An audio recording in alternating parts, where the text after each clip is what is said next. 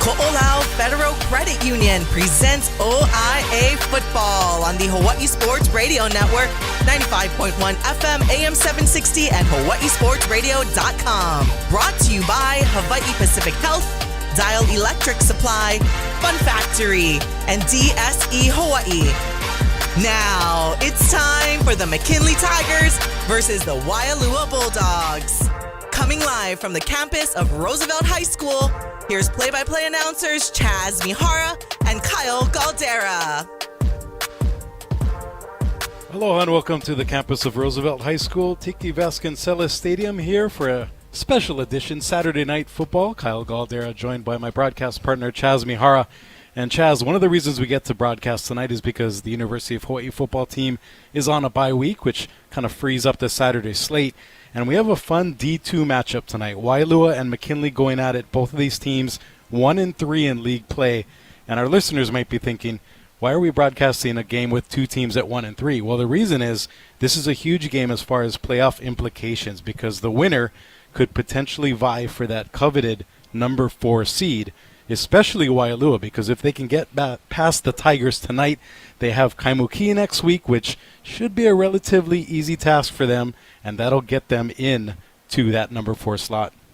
Indeed, and you talk about Waialua, I mean, just wanting to win super badly. I mean, coming off of a tough battle against Kalaheo, 21-14. I think for this Waialua team, they're hungry and they're ready to go.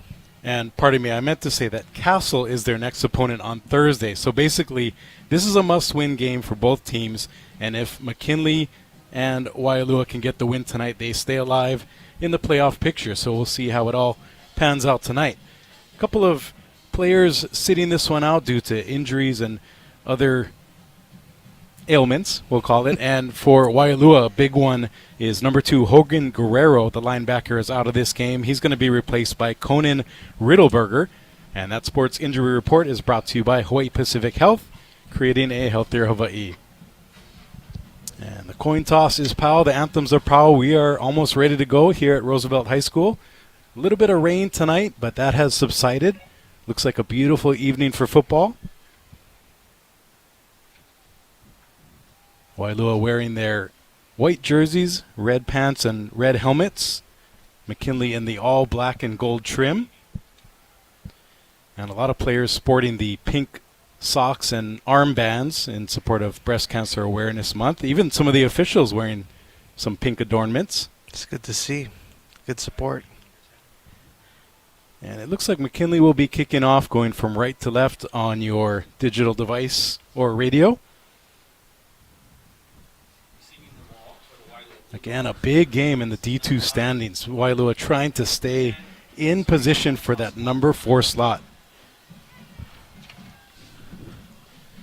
The home team, Roosevelt, and I say the home team because this is their home stadium, had a big win over Kalaheo last night. They basically locked up the number 1 seed in the D2. And we'll see how the rest of it shakes out.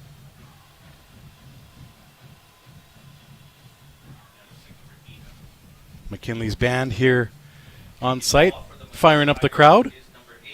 A little bit of a late arriving Saturday night crowd here at Roosevelt. And it'll be Gregory Givens doing the kicking for McKinley. He's one of those utility players. He plays wide receiver, DB, does the kicking. And this ball is up and away. We are underway, and before we can get underway, there's going to be a penalty. It looks like some sort of pre-snap action. Referees are going to talk about it. Our head ref tonight, Craig Shaner.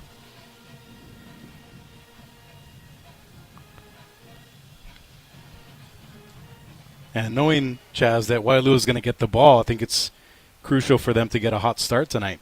Definitely. You want to try to set yourself up early in this game as the penalty is going to go against McKinney, so that kind of helps. And what that might be is sometimes if you don't have enough people on the side of the kicker, so basically the kicker, you need 4 players at least on each side, and the referee, the head ref, sees that. So that's his call back there. So it's basically an illegal procedure. So McKinley will move back 5 yards. Not a good start for the Tigers. Yeah, this is going to push them back a little bit, which actually benefits Waialua to receive the ball here first. So let's see if their backs can get a good return. And the kickoff is up and away again, Hanaho. Here we go. Waialua bringing it back, and a big hit over the middle laid by McKinley. But it'll be a nice start for the Bulldogs. They're out to the 39-yard line. Waialua coached by Gary Werfs. McKinley coached by Adam Trinan-Aya. Both of these teams in rebuild mode. But like we said, Waialua, they're hanging around in playoff position. So it's nice to see these teams kind of building their way back up from the bottom, trying to get in that playoff hunt. And, you know, it's about peaking at the right time. I mean, they just came off of that last game loss, 21-14. So let's see if they can use what worked in that game to their advantage. Emery Abilla, the quarterback for Waialua, in the shotgun. 5 receivers set, spreading them out to start this game. Trips to the right side. Quick screen pass to the right. And that's going to be collected. And there's a flag on the play, but as it stands, Jeremiah Clark with a gain of about 7. Yeah, a nice play to the flat that time, getting it out quickly. Abilla able to find his receiver. But this looks like it's going to bring that one back against Waialua. So it is going to be a holding call. And the referees will most likely take that from the spot of the foul. So that'll bring up after that violation first and about 17. So we'll see if Waialua can bounce back from unfavorable field position now.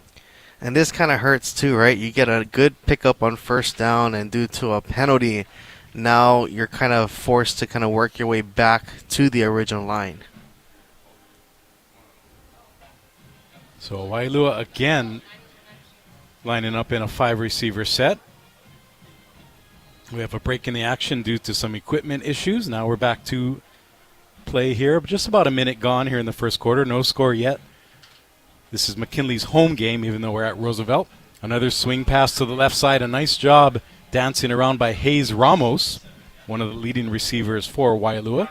He's going to pick up actually more than that penalty yardage, and that'll bring up 2nd and 8. Yeah, actually Ramos is one of the captains on this team, and hopefully that they can get him going. He's one of their go-to guys, so hopefully they can find ways to get him the ball in the offense. Too bad he doesn't play for Damien or Pearl City. It could be Purple Haze. There you go. 2nd and 8 coming up here. Trips to the right side again. Another swing pass to the right. Good blocking by Waialua. And there's actually, it was too good of a block because there's going to be another holding foul called. That was Sky Hirota who scampered for the first down. However, there's a pink penalty flag sitting at the 40-yard line. Yeah, that one's going to be on freshman Caden Soriano Pascual. He had too much of the jersey on that play, which led to that open lane. So definitely going to bring that one back. So another holding call. We've had quite a few penalties already in this game. A couple holding calls on Waialua so far. That'll bring up 2nd and 19. As we're about a minute and a half into this game, still no score. Waialua trying to take advantage of this opening possession. McKinley, 4 receivers now, trips to the left side. We'll see if they swing it out again. They tend to use that type of play as their running game. And Abilla dances, now runs right, throws into the turf. And stop me if you heard this before, Chaz, but another flag on the play. Yeah, this one I think is going to be on the offensive line against Waialua. Happened in that middle part of that play. And now this first drive not going as planned here for Waialua. So the flag is actually going to be waved off, and I'm guessing McKinley might have declined it anyway because that's going to bring up 3rd and 19 after that incomplete pass. True. And now if you're McKinley, you want to just try and keep everybody in front of you. Waialua has to make up a big play to continue on this drive. So looking for McKinley to kind of keep everybody in front. 10 minutes left in the first quarter. Waialua and McKinley facing off here. Both teams at 1-3 in the OIA Division II ranks, battling for that 4th and final playoff spot. Shotgun snap, now a throw down the middle, wide open receiver, and that's going to be a first down for the Bulldogs and more. Talk about your yak right there. as number 10, Caden Soriano Pascual, who was flagged earlier, redeems himself for a big gain of 30+, and he's going to get Waialua into McKinley territory. Well, just what a route that time from Pascual. Was able to get past a secondary line defense by McKinley, found some open space, caught the ball in stride. Beautiful first down from Waialua. And that first down and this opening drive are powered by Dial Electric Supply, Hawaii's premier lighting distributor and supplier. Finally, a running play here for Waialua. This one's going to be handed off to Jace Apau. He's the leading runner, a senior. That's his 34th rush of the year. He has a touchdown to his credit, and he plunges ahead there for about 4 or 5 yards. And it almost kind of feels like this is the way and the drive that Waialua wanted to start. After a few of those mistakes on those penalties, now it looks like they're kind of going back to that game plan. Yeah, if you take away those penalties, they've had about 150 yards of offense so far. 2nd and 6 coming up here from the 37 of McKinley. Play action pass, another swing out to the left side. Nice up and under tackle. And it looks like that was Sky Hirota again, picking up a gain of 5, and that'll bring 3rd and 1 up for the Waialua offense. Yeah, nice play call there. Quick play action, and Hirota was able to get some open space on that flat side and rushes forward after that catch for a nice pickup. So Waialua spreading it out again, 2 receivers to either side. It's going to be a handoff up the middle. And now dashing to the left. It's going to be a first down for Waialua. And again, Jace Apau making his runs count as he plunges ahead, moving Waialua deeper into McKinley territory at the 30-yard line. Yeah, I've been really impressed with the play calling so far from Waialua. Being ahead of the sticks now is what they're doing, and that's setting them up nicely here to keep going on this drive. Brennan Ramirez Wojciech now in the backfield for Waialua. Trips to the right side in the 4-receiver set. Another quick pass. That's the signature of this Waialua offense. And that's completed to Sky Hirota, the go-to receiver so far tonight for Waialua. Yeah, I think Hirota has done a great job of finding different spots on that field for his quarterback and ability to find him. But now another penalty is going to bring back this gain from Waialua. Yeah, and it's going to be a holding penalty. So already 3 holding penalties, almost 4, but 1 was waved off. And I think, Chaz, just by looking at this initial peek at Waialua's offense, a lot of their routes are timing. So these swing passes, and it seems like maybe it's just not in sync, and that's why the linemen are tending to hang on a little bit too long. So after the foul, that'll bring up 1st and about 20 from the 40 of McKinley. And we're going to have another pre-snap penalty, this time an encroachment on McKinley. And Waialua has to be kind of taking a sigh of relief right there, as that would have set them up even more back. So now a little bit more manageable here on 1st down. So indeed it is an encroachment penalty. The clock continues to run, 7:30 left in the first quarter. And Waialua basically accordioning its way down to the 35-yard line now. They went from their own 39, they went back a bunch, then they went forward on a 30-yard gain. They went back again, and here they are creeping back toward the opponent's end zone. Shotgun snap. Abila's going to toss it, and it's a nice diving catch. Laying out is Caden Soriano Pascual. He adjusted to the errant pass and made the catch. That's going to bring up 2nd and about 8 yards to go. And you almost think about it. If it wasn't for any of those penalties, Waialua probably would have been in the end zone right now. Well, that's what I was saying earlier, is if you take away all the penalties, they've actually probably thrown for close to 200 yards now. Nearing the midway point of this first quarter. Emery Abila trying to engineer this offense to an opening drive score. Trips to the left side, single wide near side. Abila in the gun. 3-step drop, looking left, throwing left, overthrows his receiver. Fortunately, the McKinley defender couldn't get there in time. It looked like the intended receiver, Hayes Ramos, cut off his route, and 2 McKinley defenders were in the area. Yeah, I think for Abila, it was a great job of kind of getting it out of really harm's way. I guess he saw last minute that he did break on his route and luckily threw that one out of bounds. So a big third down coming up here. 3rd and 7 as the chain crew rearranges itself. Waialua needs to get to the 20 of McKinley to keep this drive going. Another empty set. 5 receivers spread out. Trips to the left side. Abila dancing. Looking to run. He is going to take off. Plenty of green artificial surface to go. A big hit. As Abila has the first down at the 7-yard line of McKinley. That was a gutsy play by the quarterback as he scampers ahead for the first down. And actually, the other opposing quarterback, Puja, kind of laid the hammer that time on Abila. But what pocket awareness from Abila to able to know when to scramble out of that pocket, found some open space, now setting them up 1st and goal. And that's one of the benefits, Chaz, of having that 5-receiver set is when you have a hat on a hat, you basically create all these pukas out there, and Abila took advantage. 1st and goal here, Waialua. Under 6 minutes to go in the first quarter, and this swing pass is dropped by the intended receiver. And that looked like number 12, Sky Hirota again. That'll bring up 2nd and goal from the 7. Yeah, a little wide receiver screen here, and if Hirota was able to hang on, I believe he would have been able to have enough to get into that end zone there for the score. And Waialua going again to the trips set to the left side. We'll see if Abila goes that way or if he hands it off. He does hand it off. Up the middle it goes. I believe that's Brennan Ramirez Wojcicki.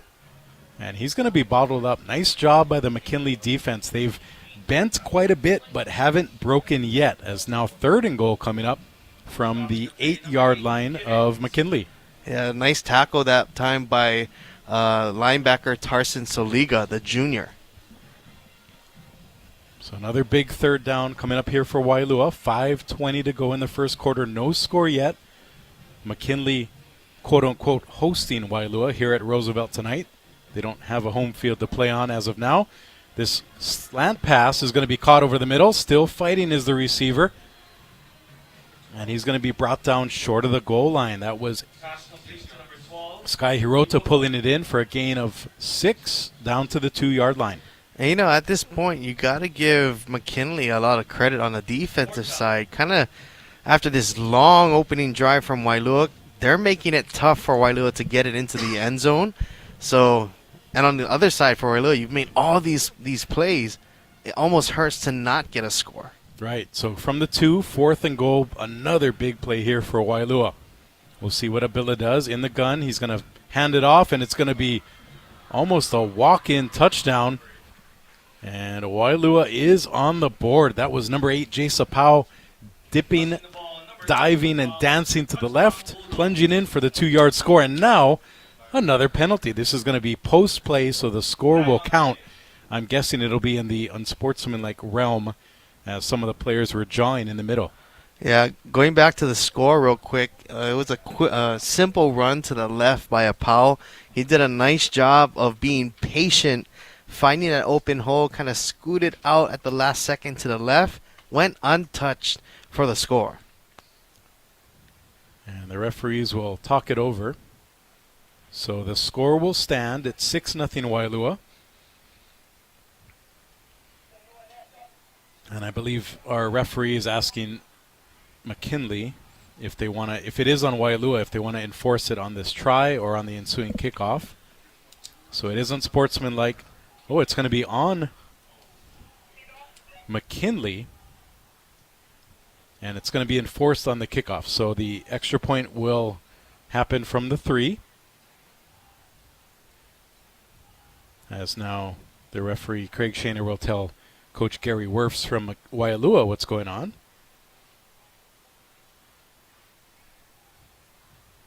So with 4:26 left to go in the opening quarter, Waialua strikes first in this pivotal D2 matchup in the OIA ranks.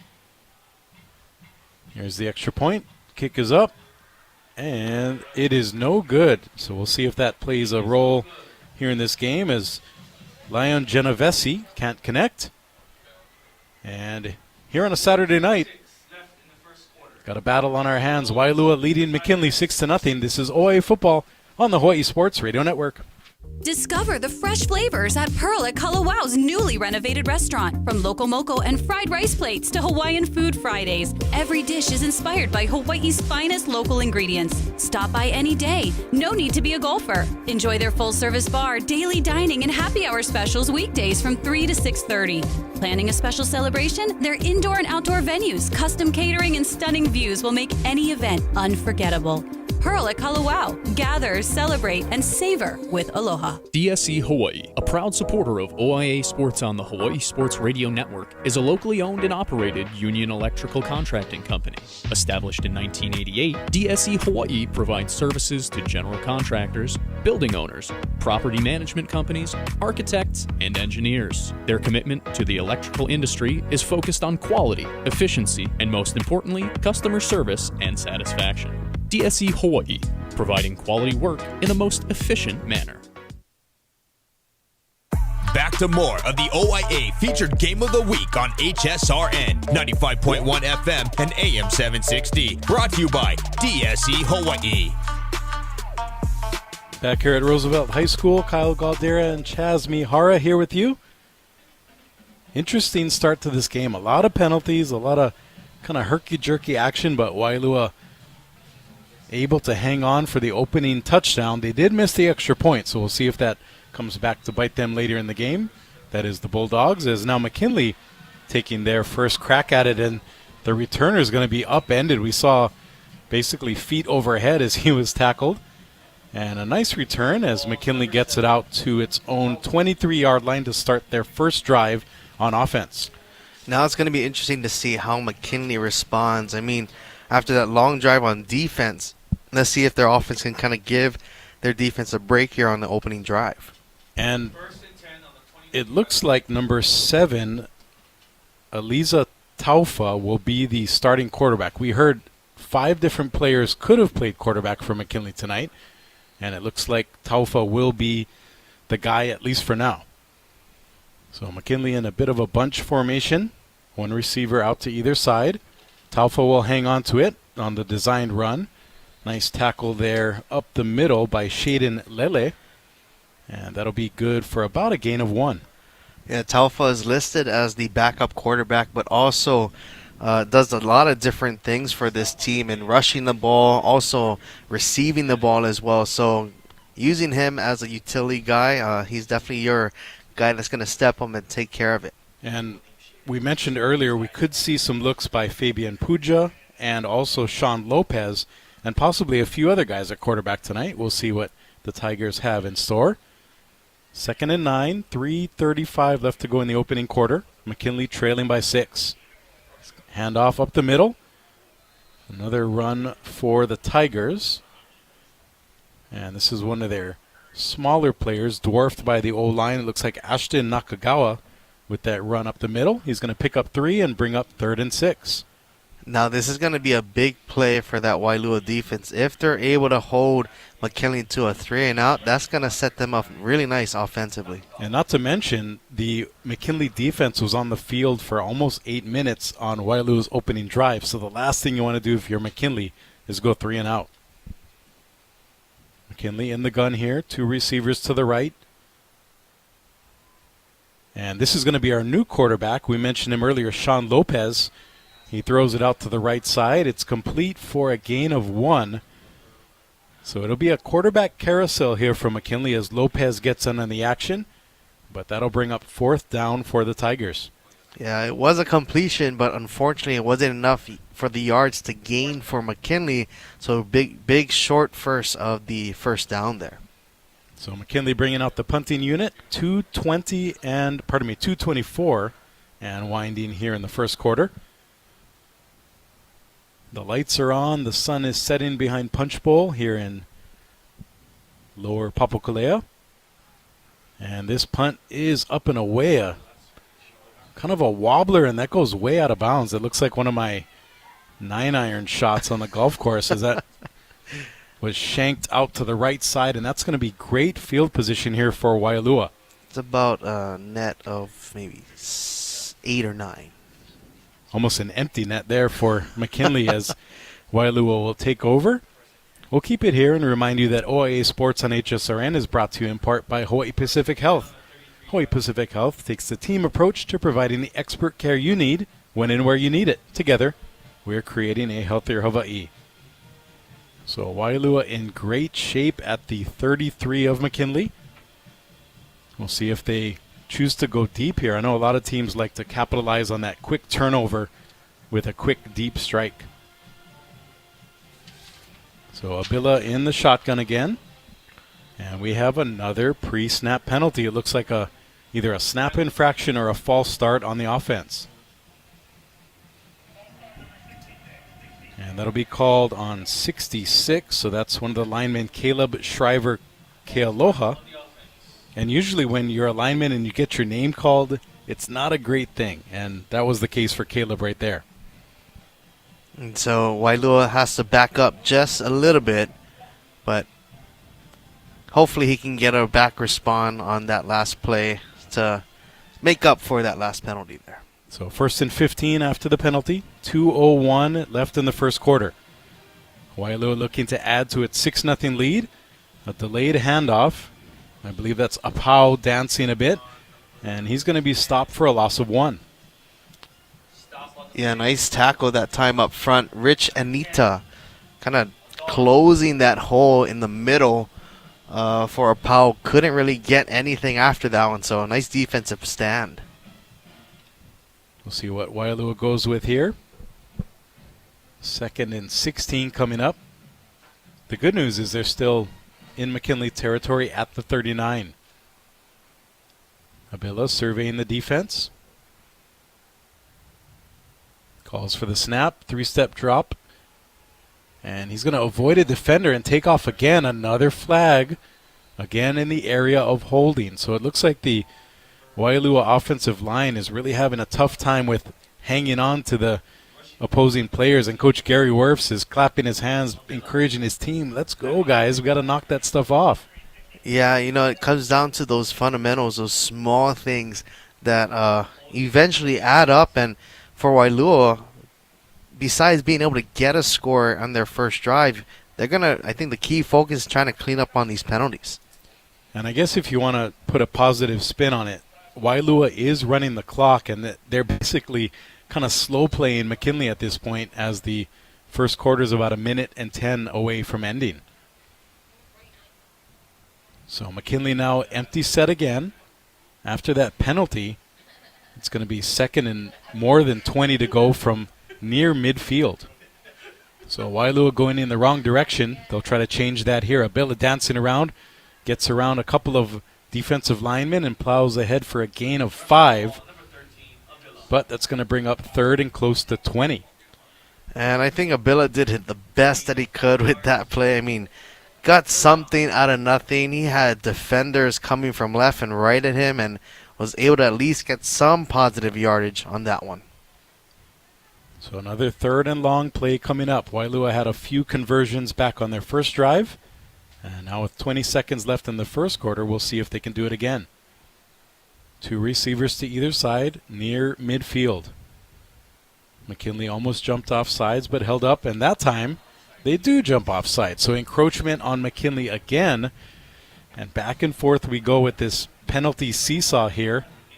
McKinley and Waialua, not the cleanest of football so far tonight here on a Saturday. And Kyle, I was just thinking this is going to be a big play for McKinley, because if they can get a stop here defensively, affording all of those different penalties and going 3 and out against their first drive, it could have set up their offense to hopefully get back and tie things up here. That's going to bring us to the end of the first quarter.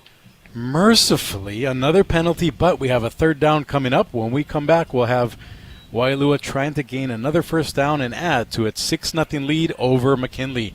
This is OIA football on the Hawaii Sports. Here's Dr. Jamie Fukui with a health tip from Hawaii Pacific Health. When it comes to breast cancer, early detection could save your life. That's why it's recommended all women get a mammogram every year, starting at age 40, or younger if there's a history of breast cancer in your family. Schedule your mammogram today at one of our medical centers or clinics. Women who get a mammogram in October will receive a special gift while supplies last. Online scheduling is easy at hawaiipacifichealth.org/mammogram. Who doesn't love a good pizza? Visit Slice of Waikiki, your favorite Pizza by the Slice shop. For over 13 years, they've been serving up huge, freshly made slices and delicious appetizers for locals and visitors alike. Drop by their new location at 333 Seaside Avenue to instantly satisfy your pizza cravings by the slice or build your own whole pie masterpiece. Visit sliceofwaikiki.com for pickup, delivery, and catering options. Slice of Waikiki, freshly made pizza with aloha.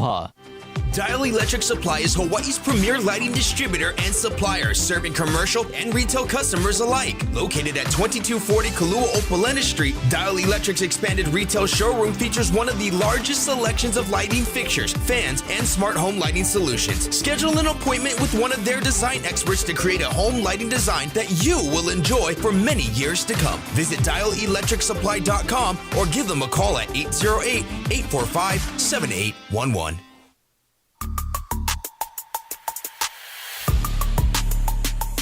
Welcome back to Roosevelt High School.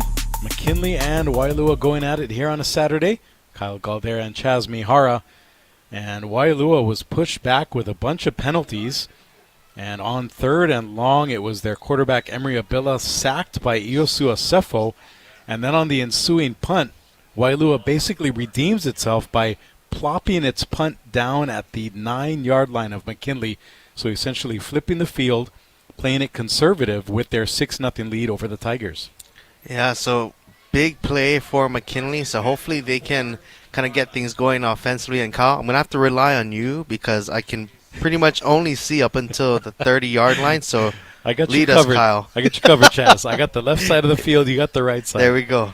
That reminds me when Darnell Arsenault and I were in Kona. We called Kona Wainakuhuku, and they had a telephone pole at about the 48-yard line. So right in the middle of the field, but we made it through, and we'll do the same tonight. Exactly. So McKinley with the second bite of the apple on offense tonight as the quarterback is in the end zone getting the snap, and it looks like a fumble. We'll see if anybody picks it up and who that player is. Still pulling out the pile are the referees. And it looks like McKinley hangs on, so it'll be second down. However, this ball's going to be at the 3-yard line, so McKinley going the wrong direction. And pardon me, I misspoke. That punt was down at the 4-yard line, not the 9.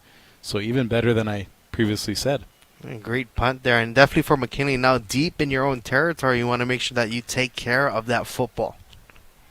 So McKinley in its own end zone essentially on offense. And it looks like Sean Lopez doing the quarterbacking for McKinley now. John LaRocco, one of the running backs, doing the blocking. And this one's going to be handed off up the middle. Waialua with a big hit, and it looks like a fumble. We'll see what the referees call. Still waiting for a call. And it's going to be a touchdown for Waialua. So not only do they get the great punt, they get the great stop, they get the fumble, and now a touchdown for the Bulldogs. And again, Chaz, another post-play penalty for what could be unsportsmanlike on the Bulldogs. Wow, what a turnover of events, but also opportunist is Waialua, knowing that McKinley is deep in that territory, being Johnny on the spot, picking that ball up and getting that score. And I believe it was Kaipo Suinaka Manners who either recovered it or celebrated, because he's being talked to by his coaches as both celebratory congratulations and then a pat on the head for don't do that again. So the main thing for Waialua is they do get the score, and that makes it 12-0 here early in the second.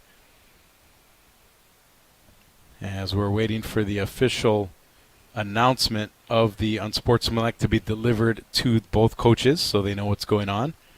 And that's key, because if you get two unsportsmanlikes in the same game, not only are you disqualified from this game, but then you miss the next game. So I think Coach Gary Wirfs is going to see if maybe he needs to sit some players out if they keep getting these fouls.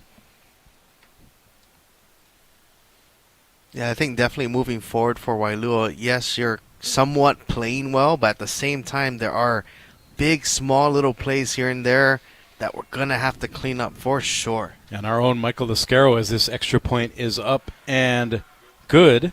reporting that indeed Kaipo Suinaka Manners recovered the fumble, and he made it a point to let us know that there was no forced fumble, just butterfingers by McKinley. So after all that, Waialua takes a 13-0 lead, and we'll be back with more. This is OIA Football on the Hawaii Sports Radio Network. No matter what side of Oahu you stay, personalized, convenient, and efficient financial service is the Ko'olau Federal Credit Union way. Visit ko'olaufcu.org and join today using your mobile device. Ko'olau FCU is federally insured by the NCUA. For the few, the proud, the first to fight, Ko'olau Federal Credit Union has your six. Whether you're active duty, civilian, or a member of a Marine household, Ko'olau FCU has a branch on base. Visit ko'olaufcu.org to join today. Ko'olau FCU is federally insured by the NCUA. DSE Hawaii, a proud supporter of OIA Sports on the Hawaii Sports Radio Network, is a locally owned and operated union electrical contracting company. Established in 1988, DSE Hawaii provides services to general contractors, building owners, property management companies, architects, and engineers. Their commitment to the electrical industry is focused on quality, efficiency, and most importantly, customer service and satisfaction. DSE Hawaii, providing quality work in the most efficient manner.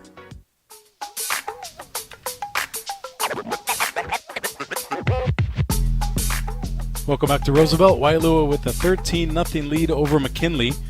And just to put a bow on that scoring play, according to our own Michael Escaro, it was Ashton Nakagawa who fumbled the ball in the end zone, and then it was picked up for the defensive score by Suinaka Manners. And I believe it was Suinaka Manners who also got the unsportsmanlike, so we'll see if that plays a role in this game later. But Waialua now with a 2-score lead, 9:55 left to go before halftime. Waialua kicks it off, and it's going to be fielded at the 40 by McKinley. And a nice return there near midfield at about the 48-yard line. So we'll see if the Tigers can cash in or if the Waialua defense can have another 3-and-out stand against McKinley. You know, if I'm McKinley here, this drive is important because, however this game has started wasn't the greatest. But, at this point in time on this drive, we need to start getting going offensively. So that has to be top of mind for them right here in this drive. So McKinley with it at their own 48. And it'll be a backup signal caller who we mentioned earlier, Sean Lopez, in there. He was getting a lot of the pregame warm-up reps. And Lopez goes over the middle, and it's going to be completed. And a nice run after catch there by the Tigers as number 8 celebrates Gregory Gibbons, one of the top offensive weapons for McKinley, deep into Waialua territory. We'll call it the 37-yard line. That'll be a gain of 15 for the Tigers. Yeah, Gibbons able to find the opening spot in the middle of the Waialua defense and gets a first down. So already a plus in the column there for McKinley. And that first down on HSRN, our OIA sports coverage brought to you in part by DSE Hawaii, providing quality work in the most efficient manner. We'll see if McKinley's offense can be efficient here. Over the middle, a deep shot by Lopez right to Waialua. Definitely ill-advised, and this could be big for the Bulldogs. Coming back the other way with a head of steam is Jeremiah Clark. Clark into McKinley territory, and another flag on the play. But the main thing is, I believe that's a blindside block. We'll get it sorted out. But the main thing, Chaz, is Waialua gets the ball back on an ill-advised pass by McKinley. It was just floated up there. Yeah, Lopez had time, but it was not near a McKinley receiver, and Clark really was just playing center field, waiting for it to come to him, and was able to get his offense back the ball. And nice show of sportsmanship as Coach Gary Werfs goes over to see if the McKinley player is okay. So we have a sideline warning on McKinley, and then a personal foul. He's pointing toward McKinley. I thought it was going to be a blindside block, but we'll see what the result of it is.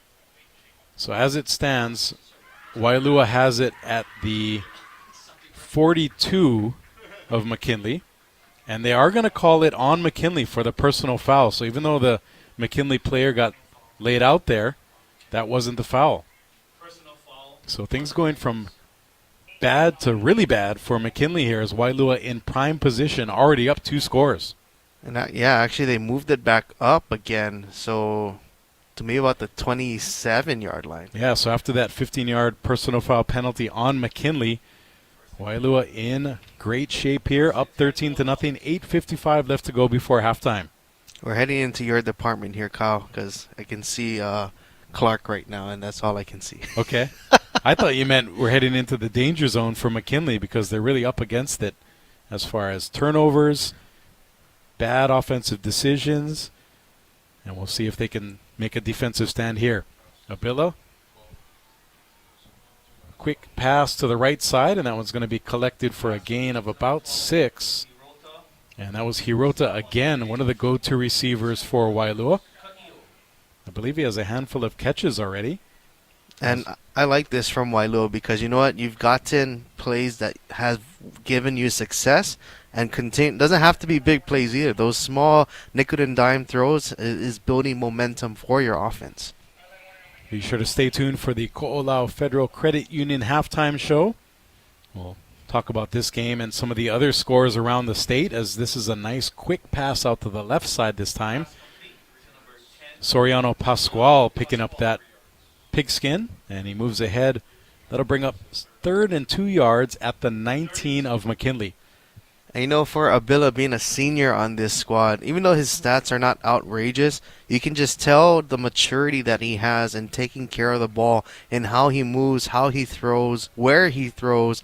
Has been doing a good job leading this team so far. To your point, Chaz, Abila, not even 1,000 yards yet, but 6 touchdowns and only 3 picks. Of course, as we say that, this ball is going to be batted away by the hustling McKinley defender, Rich Anita. Anita got his big paw up there to swat that pigskin down, and that'll bring up 4th and 2. And I venture to think that Waialua is going to go for it here with just a couple of yards to go for the first down. And I think that's a positive side for McKinley. Rich Anita, who has been that center guy in the defense, this senior really stepping up for this Tiger squad. So we'll see what Abila and company do here. 4th and 2 from the left hash, going from right to left towards Makai, I guess would be the best way to describe it. Abila 5-step drop, dancing around, and he's going to be sacked. That's a great defensive play by the Tigers' Kimo Kayo. Flying in, the sophomore, making the sack, and that'll get McKinley the ball back.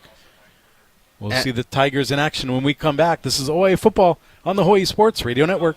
Here's Dr. Jamie Fukui with a health tip from Hawaii Pacific Health. When it comes to breast cancer, early detection could save your life. That's why it's recommended all women get a mammogram every year, starting at age 40, or younger if there's a history of breast cancer in your family. Schedule your mammogram today at one of our medical centers or clinics. Women who get a mammogram in October will receive a special gift while supplies last. Online scheduling is easy at hawaiipacifichealth.org/mammogram. No matter what side of Oahu you stay, personalized, convenient, and efficient financial service is the Ko'olau Federal Credit Union way. Visit ko'olaufcu.org and join today using your mobile device.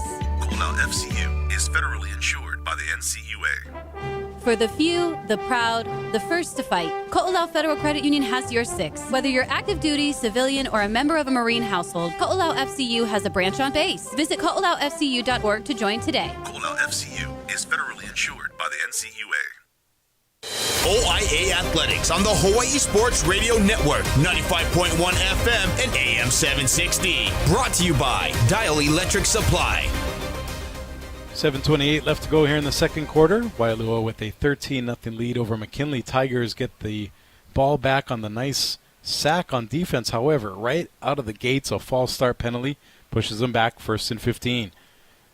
Quarterback Sean Lopez swings it out to the left side, and the receiver dances through a couple of intended tacklers. That's going to be Gregory Givens again, the go-to guy on offense for McKinley, making a nice catch and run, and that'll bring up 2nd and 10. Yeah, if I'm McKinley, I'm going to try and find different ways to get Givens the ball, but at the same time, you have to go to that section of the playbook where I know these plays are going to be successful for us, because so far for McKinley, they've been having a hard time trying to get this offense going. McKinley spreading it out, trips to the right side. Lopez with it, Another quick pass to the right side, and that one's going to be gobbled up on defense by Waialua. That was Aukai Lyman Aya, one of the top receivers for McKinley this year. Both of these teams, Waialua and McKinley, coming into this one at 1-3 in league play, but still on the fringe of playoff hopes if they can get a win tonight, especially Waialua, because if they can beat McKinley and then beat Castle on Thursday, they'll be in prime position for that number 4 seed. A big hit delivered, and it looks like either a holding penalty or something in the backfield will be called here. But the quarterback, Lopez, was lucky to get that one away as he was under pressure by a couple of Bulldogs. Yeah, that pocket kind of closed on Lopez real quickly, but it looks like it's going to be against McKinley here. Yeah, it'll be a holding call on the Tigers, and Coach Werfs from Waialua will decline it. So that'll bring up 4th down following the incompletion. And Chaz, I know we talked about being a big game for McKinley, and I was just about to say, do you think McKinley rolls the dice and goes for it here? But they are going to play conservative and bring on the punting unit again. I mean, at this point, you got to put some trust in your defense as well. I mean, you're only down 13. If you can control the field battle and try to hold Waialua to a stop, it kind of gives you a little bit of an advantage and some momentum back. So, safe plays, I think is okay here on the McKinley side. So Gregory Givens, the top receiver from McKinley, one of the top DBs, also the kicker and punter, will boot it away. This one is a much better punt as this goes to the Waialua 30, now 25, and continuing to roll to the 21. So a great job flipping the field by McKinley, and Waialua will get it back. We'll keep it here, Chaz. And, this is a game that we thought Waialua might control early, and they have, but yet they've had a few opportunities that they haven't taken advantage of. And to your point, I put in air quotes, only a 13-point lead for the Bulldogs so far. Yeah, I agreed. I feel like these small penalties here and there has kind of almost kept McKinley in the game, even though McKinley hasn't gotten into the end zone yet. So let's see if Waialua can clean that up on their side. 5:56 left to go before halftime. Abila in the gun again. Fakes the handoff. Now darts up the middle, not quite a dive yet, as he's going to be pushed ahead to the 45. Actually, make it the 39 as Kimo Kayo gets the takedown there. Is a nice first down on their first play of the drive by Waialua. And Abila kind of upgraded his skill level on that juke move. Had one person to beat and found some open space after that for a nice first down. So officially out to the 39-yard line. That'll be a gain of 17. And Waialua on the move again. Moving quickly. No huddle offense. Abila hands it off. And another holding penalty will be called here. So Chaz, as this ball is going to be moved back, making it 1st and 20 for Waialua, what do the O-linemen have to do to stop getting these penalties? Is it a matter of just kind of getting in the way, or what do they have to do to adjust here? Well, I think it just goes back to your fundamentals, right, in terms of just what you've been practicing back in your practice on your field. Also just your form and your technique, like I said earlier. So I think for Waialua, it just goes back to them going to the basics in terms of not trying to do too much at the end of the day, but doing your job. So 1st and 20 coming up here for Waialua after the big holding penalty again. 13-0, the Bulldogs leading the Tigers. 5 minutes to go before halftime. Waialua splitting out 3 receivers to the right side, 1 to the near side. And it looks like the running back is Brendan Ramirez Wojcicki. And this slant pass is errant. It misses Sky Hirota. And that'll bring up 2nd and 20. Yeah, I got to give credit that time to Kimo Kayo. Got in, untouched, pressured. Abila probably wanted to throw it a little bit earlier than he would have liked to. But nice pressure nonetheless for McKinley. Looking at the D2 standings, Roosevelt with a nice win over Kalaheo last night, improved to 5-0, and they've basically locked up playoff positioning. Kalaheo and Pearl City at 4-1, Castle at 3-2, And then you got the log jam of McKinley, Waialua, and Kalani, all with one win. So we'll see if Waialua can, as we have another pre-snap penalty. False start will be called on Waialua. If Waialua can win tonight, they'll be 2-3. McKinley will fall to 1-4. And then if Waialua can beat Castle on Thursday, Castle and Waialua will be tied at 3-3. But Waialua will have the tiebreaker by beating Castle. And then Waialua finishes off the season with Kaimuki, which is 0-5 and basically really struggling this year. So you would think that if Waialua can win tonight and beat Castle, they're pretty much in cruise control when it comes to making the playoffs. So 2nd and 25 now, and of course another pre-snap penalty as McKinley encroaches on Waialua, and will go back 5 the other way. 2nd and 20 coming up. So it's almost kind of like a little tug of war here. I mean, who pulls it a little bit more? So far, it's been Waialua pulling a lot. McKinley, on the other hand, penalty-wise, hasn't done too much, but I think the small penalties have helped Waialua out of those problem situations. It's like they're playing tug-of-war without a rope. And McKinley nearly jumps off sides again. And Abila racing around. He's going to take off, and he dives under the outstretched arms of Branson Peters. And that's going to bring up 3rd and long. Let's pause 10 seconds for station ID. You're listening to OIA Football presented by Ko'olau Federal Credit Union. KGU AM K236CR Honolulu is the Hawaii Sports Radio Network on 95.1 FM and AM 760. Here at Roosevelt High School, McKinley hosting Waialua in a D2 clash here in the OIA. Kyle Galdera and Chaz Mihara here with you. And we'll see if Waialua can convert on another 3rd and long. This one about 3rd and 16 to go. Waialua at the 32 of McKinley. Abila dancing around pressure again. He's going to throw it to an open receiver. And that's going to be a 1st down. So a nice job by Hayes Ramos. Ramos, that'll be his 16th catch of the year. And he's going to flip the field, getting to the 40 of McKinley. That's another big play after another 3rd and long situation by Waialua. You got 2 seniors on the same page here. Once Abila was scrambling out of the pocket, Ramos basically just wherever his route is stops and trying to find some kind of open room for Abila to throw it to, found it, and got the 1st down. Waialua on the move, no huddle offense. Spread formation, trips to the right side. Abila hands it off this time. It's going to be another run up the middle. Ramirez Wojcicki has it, and he's going to pick up a hard-earned 2 yards. And we have an injured player on the field. So with about 3:15 to go before halftime, we're going to have a stoppage, as that looks to be Iosua Sefo, one of the top defenders for McKinley on the field. And we'll see if he can return to this game. But this initial sports injury report brought to you by Hawaii Pacific Health, creating a healthier Hawaii. Yeah, hopefully it's just something very minor for him, because he's played a big role here in this McKinley defense here this afternoon. Reminder to stay tuned after the game for our Fun Factory VIP of the game, where essentially our player of the game will receive a $100 Fun Factory gift card. Definitely a great prize here for these players to vie for. I know there's a couple of Waialua players who were already eyeing for that potential Fun Factory VIP of the game. But there's still time for McKinley to get in the mix. And the injured player Sefo making his way off the field on his own. That's good to see.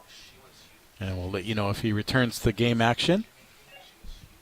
But Waialua in the driver's seat here. They're driving to the McKinley 38 with 3:14 to go before halftime, up 13-0 over McKinley. Clock continues to run after the injury. 2nd and 8 coming up here. Waialua trying to get to the 30. And Abila looks to his trips receivers, and we have another penalty. This will be another false start. One of their wide receivers jumped early. And this just kind of hurts your mojo here for Waialua. I mean, you're trying to get the ball rolling here late this half of the season, and you have these small little pit stops and roadblocks that are kind of like slowing you down. And if they can clean that up, I mean, they've been able to get that mojo going offensive, but these small roadblocks feel like it's just slowing them down momentum-wise. So that'll bring up 2nd and 13 for the Bulldogs. Now they're at the 43 of McKinley. Abila fakes the handoff. He's going to keep it. He's running right, gets past a few intended tacklers, and gets to the 39. So a hard-earned 4-yard run there by the Waialua quarterback. And now a couple of McKinley players are actually jawing at Waialua. And the quarterback had to be pulled back by one of his O-linemen. Nice job looking out for his teammate there for Waialua. You don't want to get your quarterback kicked out of this game. Yeah, I mean, Abila, tough guy, senior in the quarterback position. And looking at that, that's not a player that you want to see, the way that he got tackled by 3 McKinley Tigers. So nice help out there, definitely by his squad. And that was Iosu Asefo, who just returned from injury, getting in on the action there.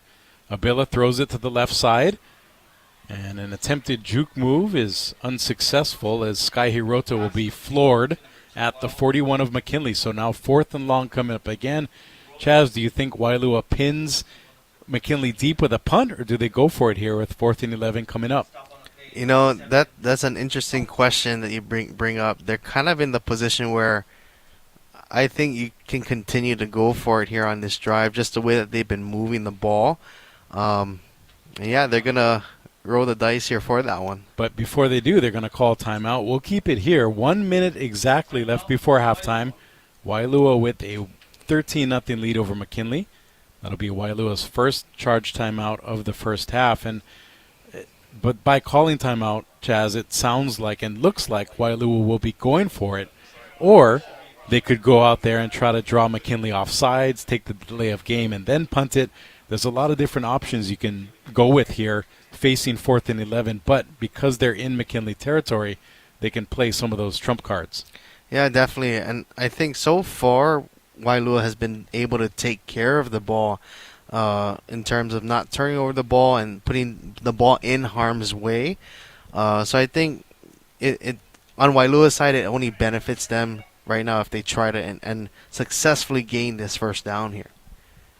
So Waialua is lining up as if they're going to go for it. Emery Abila is back in the shotgun. And they'll have that familiar 5-receiver empty set on offense.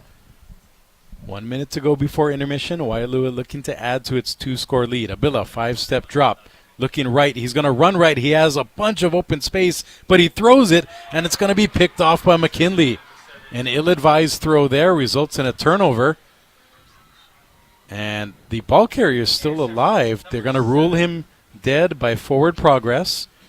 Aliza Taufa making the pick. He was the initial quarterback for McKinley, now making an impact on defense. And, you know, Taufa made that opening field tackle the play prior to that, tackling Hirota in open field. And he comes up with a big play on defense to get them the ball back. So it'll be placed at the 26 of McKinley. And even if McKinley doesn't score here, Chaz, at least they stopped Waialua. Again, another big defensive stop for the Tigers. 44 seconds left before halftime. McKinley with its full arsenal of 3 timeouts. And this will be McKinley on the move. A short pass, though, by Sean Lopez. That was intended for Devin Sablon. And that'll bring up 2nd and 10.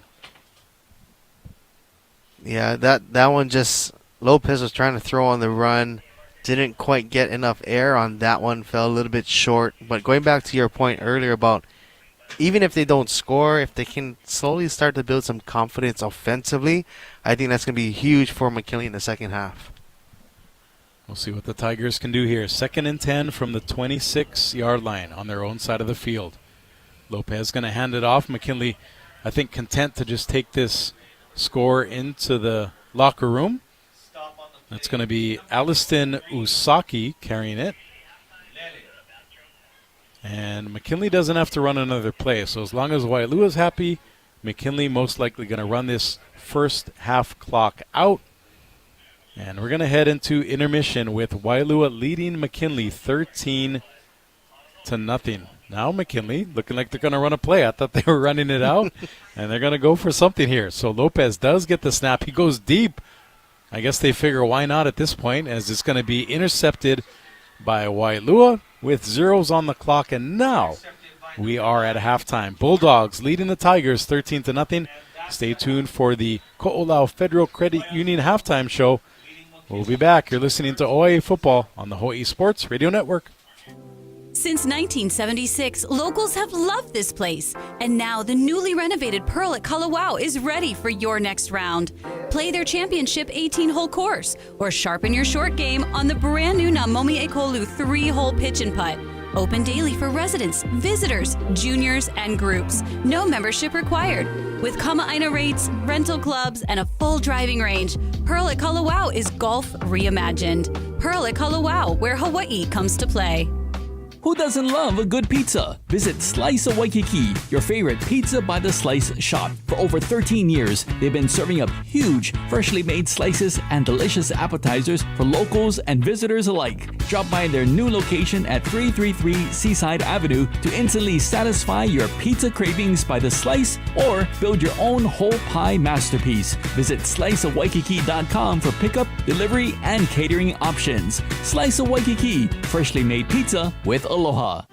Dial Electric Supply is Hawaii's premier lighting distributor and supplier, serving commercial and retail customers alike. Located at 2240 Kalua Opalena Street, Dial Electric's expanded retail showroom features one of the largest selections of lighting fixtures, fans, and smart home lighting solutions. Schedule an appointment with one of their design experts to create a home lighting design that you will enjoy for many years to come. Visit dialelectricsupply.com or give them a call at 808-845-7811. Timeout. All right. Remember, we're a team that plays together. Listen, the winning will take care of itself. We just have to get everyone involved. In interscholastic sports, we celebrate what makes every one of us unique. And in the pursuit of a common goal, everyone in the huddle, in the bleachers, and in the community comes together. This message presented by the HHSAA and the Hawaii Interscholastic Athletic Directors Association. What if we told you that you could turn $1 into $2 just by going shopping? Bet. Introducing DoubleDownDealsHawaii.com, Honolulu's home for buy one, get one free deals from your favorite local activities, restaurants, and travel spots. Visit DoubleDownDealsHawaii.com today, where you don't need luck to save. Are you a business owner interested in radio and digital advertising without ever cutting us a check? Send us a DM on Instagram or Facebook at Hawaii Sports Radio for more info about this 100% trade opportunity. Aloha, beautiful people. Wake up in the den with me, Kule Agbayani, along with Paul Brecht and Michael Lescaro, weekday mornings at 8, right here on the Hawaii Sports Radio Network, 95.1 FM and AM 760. Or listen on demand at hawaiisportsradio.com. You can even watch the show every Monday on our YouTube channel. Want to get in on the conversation? Shoot us a text at 808-888-KGU1. That's 808-888-5481. OIA Football on the Hawaii Sports Radio Network is presented by Ko'olau Federal Credit Union. Back here at Tiki Vasconcelos Stadium at the campus of Roosevelt High School, Kyle Galdera and Chaz Mihara here with you on a Saturday night. It's been a fun one so far. Waialua leading McKinley 13-0 at intermission. And so far back and forth, but Waialua controlling the score and most of the action. As we welcome you into our Ko'olau Federal Credit Union halftime show. Are you ready to cruise into your next ride? Ko'olau FCU offers auto loans with super competitive rates as low as 4.49% APR and flexible terms up to 84 months. Whether it's a sleek new model or a reliable used vehicle, they've got you covered. Plus, you can enjoy quick pre-approvals and an extra 0.50% rate reduction on electric or hybrid vehicles. Slide into better savings and smoother terms today. Ko'olau FCU is federally insured by the NCUA. And Chaz, like we said, Waialua got out to a quick start. but they've left some opportunities on the table. They do lead at 13-0, but it could have easily been 28, maybe even 35-0 at this point had they executed and not committed so many penalties. Excuse me there, but oh boy, sorry looking about that. Looking at some of the scoring for Waialua, there was a fumble 6 collected by Kaipo Suinaka Manners for Waialua. That was the second score. Jay Sapau led off the scoring for Waialua with a 2-yard run back in the first quarter. So that accounted for the 13-0 Waialua lead. You know, I agree in terms of how Waialua has been playing so far. I think definitely on the positive side, you're looking at the scoreboard saying, you know what, we definitely left some points out there. And honestly, if we clean up us, we'll be fine. In terms of those small penalties, those holding penalties, those false starts, I mean, all those things basically has kept McKinley in this ball game. So if they go ahead, come back out in the second half and is able to say, hey, these are the small little things that we can improve and it's fixable now, Waialua is going to be in for a great second half. And we'll see if McKinley can bounce back. They've had a couple of quarterbacks in, most recently Sean Lopez. He struggled a bit with that last interception. I know he was kind of going for almost a Hail Mary there, but it seems like, Chaz, even though McKinley's defense and to a degree their special teams have been playing solid, to your point, if there isn't anything positive offensively, if there's no points on the board, it doesn't really matter because McKinley's already trailing by 2 scores. Yeah, definitely. And I think for McKinley, you know, their bright spot has been their defense. I mean, making big plays when needed. You talking about Eliza Taufa at the end of that last drive for Waialua, coming up with a big interception to keep Waialua out of the end zone late in that first half, rather. So I think for McKinley, there's things to build on, but I think the biggest sore spot right now is trying to get things going offensively. Be sure to follow Hawaii Sports Radio Network on social media for behind-the-scenes content, breaking sports news, and more at High Sports Radio. Also, we remind you that you can listen to all of our local play-by-play broadcasts, including Chaz's volleyball calls, which are excellent, by the way, on demand.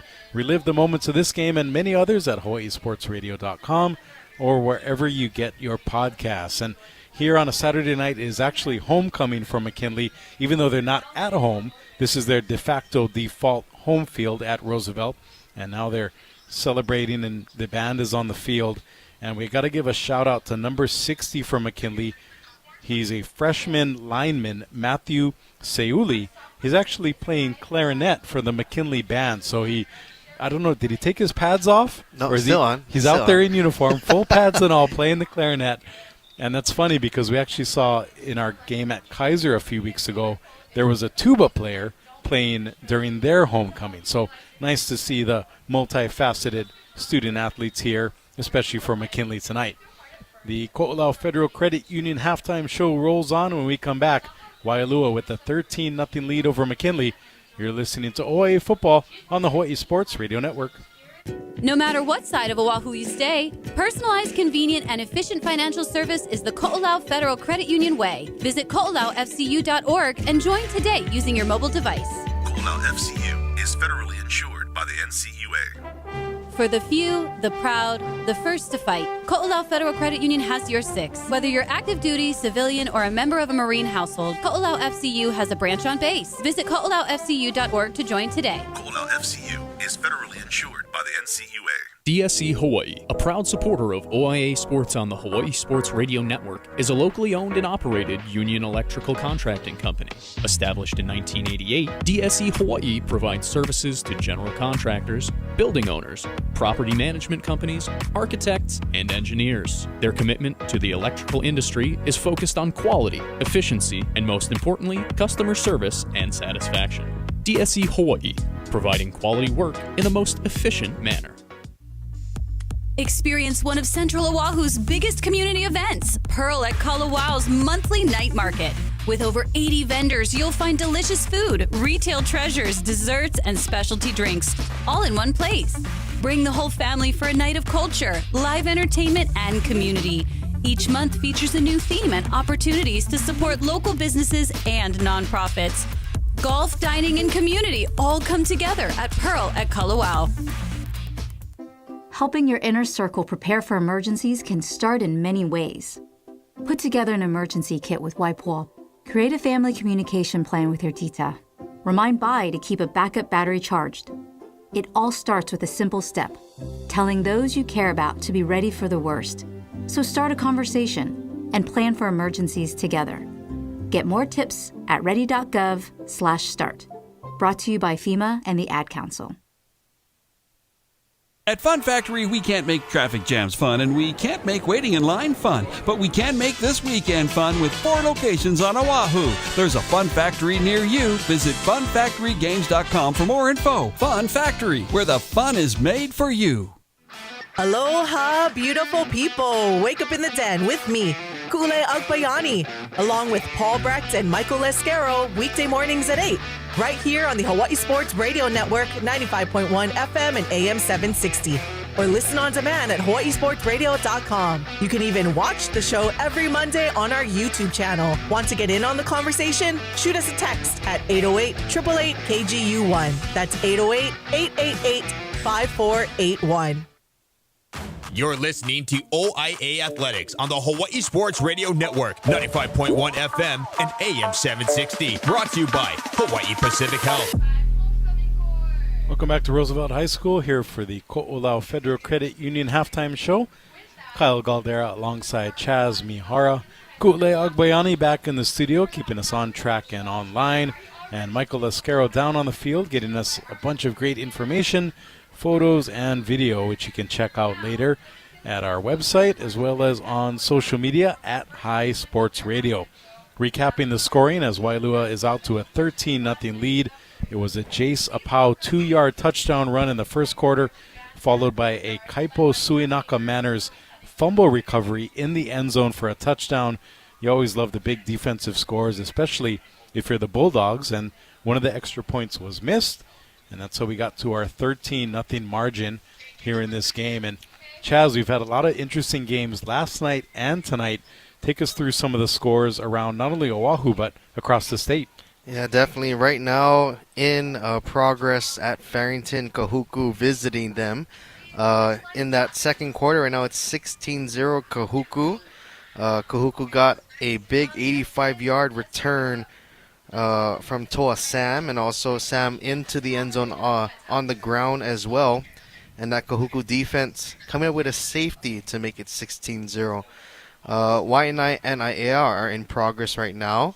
Also heading over to Mililani and Lelehua, which is going to be a good battle to look at later on. So we'll see when the scores do come in. We'll keep checking in for that one. And also St. Louis Kamehameha also tonight as well. So those are some scores across the island. And I know last night there was an interesting battle. We mentioned earlier Roosevelt dispatched Kalaheo. Some of our confidants in the media were saying that they thought that would have been a closer battle, but Roosevelt prevailing. They're now 5-0 in the D2 standings. Kalaheo at 4-1, along with Pearl City also at 4-1. Castle at 3-2. And we mentioned the two teams tonight, McKinley and Waialua, knotted at 1-3. So basically the winner of this game will improve to 2-3. And if it is indeed Waialua, they're going to go into their game against Castle on Thursday. So a quick turnaround here, basically with that fourth spot in the playoff standings on the line. Because if Waialua can get the win tonight and then beat Castle, both teams would then be 3-3. And because Waialua would, in that situation, get the win, they'd have the tiebreaker and would own the fourth seed with a game against Kaimuki coming up to end their regular season, which with Kaimuki rebuilding, I'm not going to say it's an easy win, but definitely one of the best matchups you would want to end the season if you're Waialua. Definitely. In terms of, you're talking fantasy wins, that's the schedule that you would want to have for sure. But not to overlook McKinley, because, I mean, this game is still up in the air in terms of if McKinley can slowly turn things around in the second half, getting things offensively, it's still 13-0. So Waialua still has things they need to take care of definitely in this game here tonight. So looking at McKinley, you mentioned them, Chaz. If they are going to get back in the game, they're going to have to get something going offensively. Now we know that backup quarterback Sean Lopez has been in there. They started off the game with Eliza Taufa. He ran one play and then exited. The normal quarterback, Fabian Puja, has been playing defense, so it seems like he's out of the picture. But the good news is they do have Gregory Givens, that's McKinley, as their top weapon. He can catch the ball, he can play DB, he kicks, he punts, he does it all. How does McKinley get Givens into the game, getting more action, knowing that Waialua is basically going to probably double team him the rest of the way as the top weapon for McKinley? Yeah, definitely. It's going to be hard to kind of get Givens the ball with Waialua, knowing that he's their top guy. Another guy that also has made an impact here for McKinley is Lyman Aya. He's another senior on this squad. And so I think if you can open up Givens by getting Aya the ball in terms of offensively, and like I said earlier, it doesn't have to be like these long plays. It could be a 5-yarder, a 6-yarder, just as long as McKinley kind of can stay against or ahead of the sticks, rather. I think that's one way that they can slowly start getting things going offensively. And I really like Eliza Taufa as well. If you can find ways to make him pretty much touch the ball, whether it's passing, rushing, or even receiving the ball as well, those three guys I think are going to have to be key for McKinley. And I'm glad you mentioned playing ahead of the sticks, Chaz, because we've seen it throughout this evening. At least double-digit, I'd venture to guess at least 15 penalties already against Waialua. And if they are going to hang on to win this game, they're going to have to stop creating 2nd and 20, 2nd and 25, 3rd and 18. Even though they've been overcoming those situations, the law of averages in football says that you're not going to keep doing that. So if McKinley can keep forcing those situations and start taking advantage, they could get in this game. But if Waialua can stop getting in those situations, Waialua can really open it up. So I think that's going to be our key to this second half, is who can not only stop putting themselves in bad position, but then who can, on the other side, take advantage if the other team does get themselves in a bad position. Definitely. I think both of these teams really haven't taken advantage of when the other team has misstepped or fell. So I do agree, because I think Waialua, on the other hand, I think they're lucky right now that they are still up 13-0, and that McKinley didn't have a great first half offensively. So still a lot to play for here in this game for sure.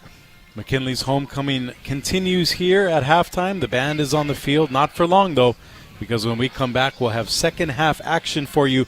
Waialua with a 13-0 lead over McKinley here on a Saturday night. This is OIA football on the Hawaii Sports Radio Network.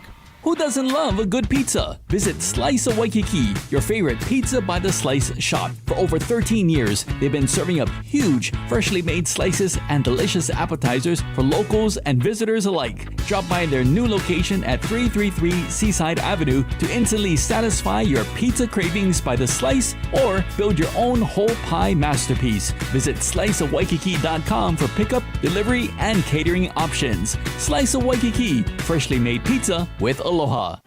Dial Electric Supply is Hawaii's premier lighting distributor and supplier, serving commercial and retail customers alike. Located at 2240 Kalu'opolena Street, Dial Electric's expanded retail showroom features one of the largest selections of lighting fixtures, fans, and smart home lighting solutions. Schedule an appointment with one of their design experts to create a home lighting design that you will enjoy for many years to come. Visit dialelectricsupply.com or give them a call at 808-845-7811. To every referee, umpire, and judge in high school sports, we want to say, we see you. We see everything you do for us that goes unnoticed. We see the positive role models that you are. We see the way you get unfairly criticized just for doing your job. The truth is, we couldn't play without you. So thank you for investing your time in us. Thank you for protecting the integrity of the game, no matter what. We hope you always know how much we appreciate you. Because without you, this is just recess. It's not really a game. Thank you for always making it possible for us to play the sports we love. Want to serve the students in your community? Sign up to become an official in Hawaii at highschoolofficials.com.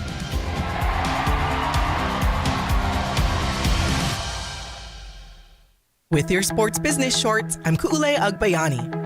The Athletics continue moving forward on their new Las Vegas ballpark. Last week, the team applied for 2 building permits totaling $523 million in work. That includes $500 million for core and shell construction and $23 million for precast steel. Both permits are awaiting county approval. The ballpark, designed for 33,000 fans, has now seen nearly $902 million in permit applications, with about $133 million already issued as construction pushes ahead in Las Vegas. The Big Ten is exploring a landmark private capital deal worth over $2 billion. The plan would extend the league's grant of rights to 2046, ensuring long-term stability. The new commercial arm, tentatively called Big Ten Enterprises, would manage all revenue from media rights to sponsorships while delivering immediate cash to member schools. Nearly every university is on board, though powerhouse programs like Ohio State and Michigan are still in talks. That's your sports business short. I'm Ku'ule Agbayani for the Hawaii Sports Radio Network. Fun Factory can't make paying bills fun, and they can't make feeling sick fun. But they can make your next party fun with 4 locations in Oahu. There's a Fun Factory near you. Visit funfactorygames.com to book today. Fun Factory, where the fun is made for you. What if we told you that you could turn $1 into 2 just by going shopping? Bet. Introducing DoubleDownDealsHawaii.com, Honolulu's home for buy one, get one free deals from your favorite local activities, restaurants, and travel spots. Visit DoubleDownDealsHawaii.com today, where you don't need luck to save. Are you a business owner interested in radio and digital advertising without ever cutting us a check? Send us a DM on Instagram or Facebook at Hawaii Sports Radio for more info about this 100% trade opportunity.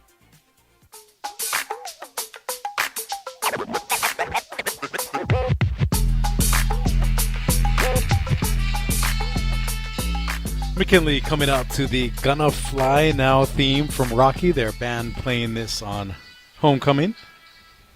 And we'll see, Chaz, coming out at halftime if McKinley can pull the true underdog story as they trail Waialua 13-0. Yeah, you know, it's there for the taking for McKinley. Homecoming just celebrated with their community being here. I know, just exciting too. I know for the band as well, they gotten some of their feeder schools, some of their middle schools to come and play with them here this afternoon. So to get them interested in playing band and coming to McKinley High School. So big props to the band team, Joey Nakamoto, and getting that band going for McKinley. But that pride, you talk about that McKinley pride, it's there, and I think for this team, if they can come together here in the second half, who knows what can happen for sure. And speaking of the second half, just moments away from our kickoff, Waialua will be kicking to McKinley from left to right, kicking toward the mountains.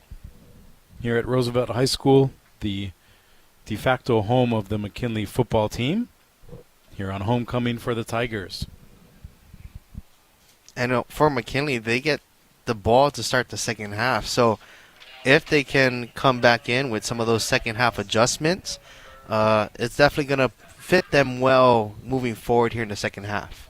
Lion Genovese doing the kicking for Waialua. We are ready to go. The second half kickoff is going to be pooched to McKinley, and it's going to be fumbled around and finally recovered by Devin Sablon. Nice job there recovering. And that second half kickoff is powered by Dial Electric Supply, Hawaii's premier lighting distributor and supplier. And Chaz, that was almost a disastrous result for McKinley. We talked about them pulling the underdog upset, and that was not the way they wanted to start this second half. You know, Sablon just able to do a sigh right there of relief in terms of securing that football for his team here to start their drive. And it looks like here to start the second half, we're going to have another quarterback change. This is going to be the original starter who we thought would start, and now he's starting the second half, Fabian Puja. He's going to be the second half quarterback for McKinley. And Puja immediately fumbles the ball, and unfortunately for McKinley, it's going to be recovered by the running back. So not a great start so far by McKinley. They almost fumbled the kickoff and now almost fumbled away their first offensive handoff. And, you know, it comes back to chemistry as well. You mean, you have so many different quarterbacks with different rhythms. It's like in volleyball, when you have a different setter, those different setting timings and those rhythms, sometimes it's hard to find that connection. So we're kind of seeing that here for McKinley. So Puja back in the gun. He'll be joined in the backfield by Aliston Usaki. And the pass by Puja is underthrown. It bounces at the feet of Gregory Givens. We talked about that at halftime, Chaz. Givens is the guy you want to get going, but that's not going to cut it if you can't toss him the ball. And I just want to make sure that our center referee is good, because offensive lineman in Shami Shaupsi kind of ran upfield and took out the center judge there. So good to see that they're okay. My goodness, that was a collision in the center of the field. Are you sure it wasn't Waialua trying to get him to stop calling holding on the offense? But as of now, it'll be 3rd and 10 coming up here for McKinley in their own territory. Another top-heavy pass by Puja, and it's going to be short of the line to gain. It'll go 7 yards out to the 40, and that'll, 7 yards to the 39, and that'll bring up 4th and 3. And, after Puja, little slow after that hit coming up, so that could be the tell in terms of maybe how come he hasn't been out there offensively for the quarterback position. But nonetheless, they're out there going for the 4th down here. So it'll be 4th and 4 officially. Puja looking to the sideline for help. 10:06 left to go. Make it now 10 minutes in the 3rd quarter. Big play here for the Waialua defense if they can get a stop. It's going to be a pooch punt, though, as this ball is propelled to the 36. A nice sliding grab by McKinley to keep it from bouncing back toward Waialua. And when we come back, it'll be Bulldogs ball, 1st and 10 for Waialua. This is OIA football on the Hawaii Sports Radio Network. Here's Dr. Jamie Fukui with a health tip from Hawaii Pacific Health. When it comes to breast cancer, early detection could save your life. That's why it's recommended all women get a mammogram every year, starting at age 40, or younger if there's a history of breast cancer in your family. Schedule your mammogram today at one of our medical centers or clinics. Women who get a mammogram in October will receive a special gift while supplies last. Online scheduling is easy at hawaiipacifichealth.org/mammogram. Discover the fresh flavors at Pearl at Kalawau's newly renovated restaurant. From local moco and fried rice plates to Hawaiian food Fridays, every dish is inspired by Hawaii's finest local ingredients. Stop by any day. No need to be a golfer. Enjoy their full-service bar, daily dining, and happy hour specials weekdays from 3 to 6:30. Planning a special celebration? Their indoor and outdoor venues, custom catering, and stunning views will make any event unforgettable. Pearl at Kalawau. Gather, celebrate, and savor with aloha. OIA Athletics on the Hawaii Sports Radio Network, 95.1 FM and AM 760. Waialua with it on offense following the McKinley punt, and their first pass is swatted down. 2nd and 10 here at the 436, of McKinley. And now another nice defensive move by the Tigers, as a loss of about 3 by the Waialua running back will bring up, again, Chaz, we talked about it, 3rd and long again for Waialua. Can they continue to dig themselves out of these deep holes? Yeah, but also at the same time, you got to give credit to that defense for McKinley. Yosua Sefo coming in big with that big tackle to put Waialua in this position. So we'll see what quarterback Emery Abilla can do here. Trips to the right side, and now 2 to the left side as he empties the set. Abilla, 3-step drop, fakes the pump on the pass, and now will run. And he's going to be popped on the left side of the field. A nice pickup there of nearly 10, as that'll bring up 4th and nearly 4 yards to go at the 42-yard line of Waialua. Yeah, that was a nice play that time from Abilla. Kind of took a deep drop and then was able to get some open space upfield to make this somewhat of a 4th and manageable, and it looks like Waialua has the indications of going for it here. Or they could be trying to draw McKinley off sides, because if an encroachment is called, it'll be result in a 1st down for Waialua. Bulldogs with a 13-0 lead over McKinley, 8:15 left to go in the 3rd quarter. Four receivers, trips to the right side for the Bulldogs. Abila going for it here. Quick pass is going to be collected, and Apau powers forward for the gain of 5. That was a nice play, Chaz. Apau let the blockers get out in front.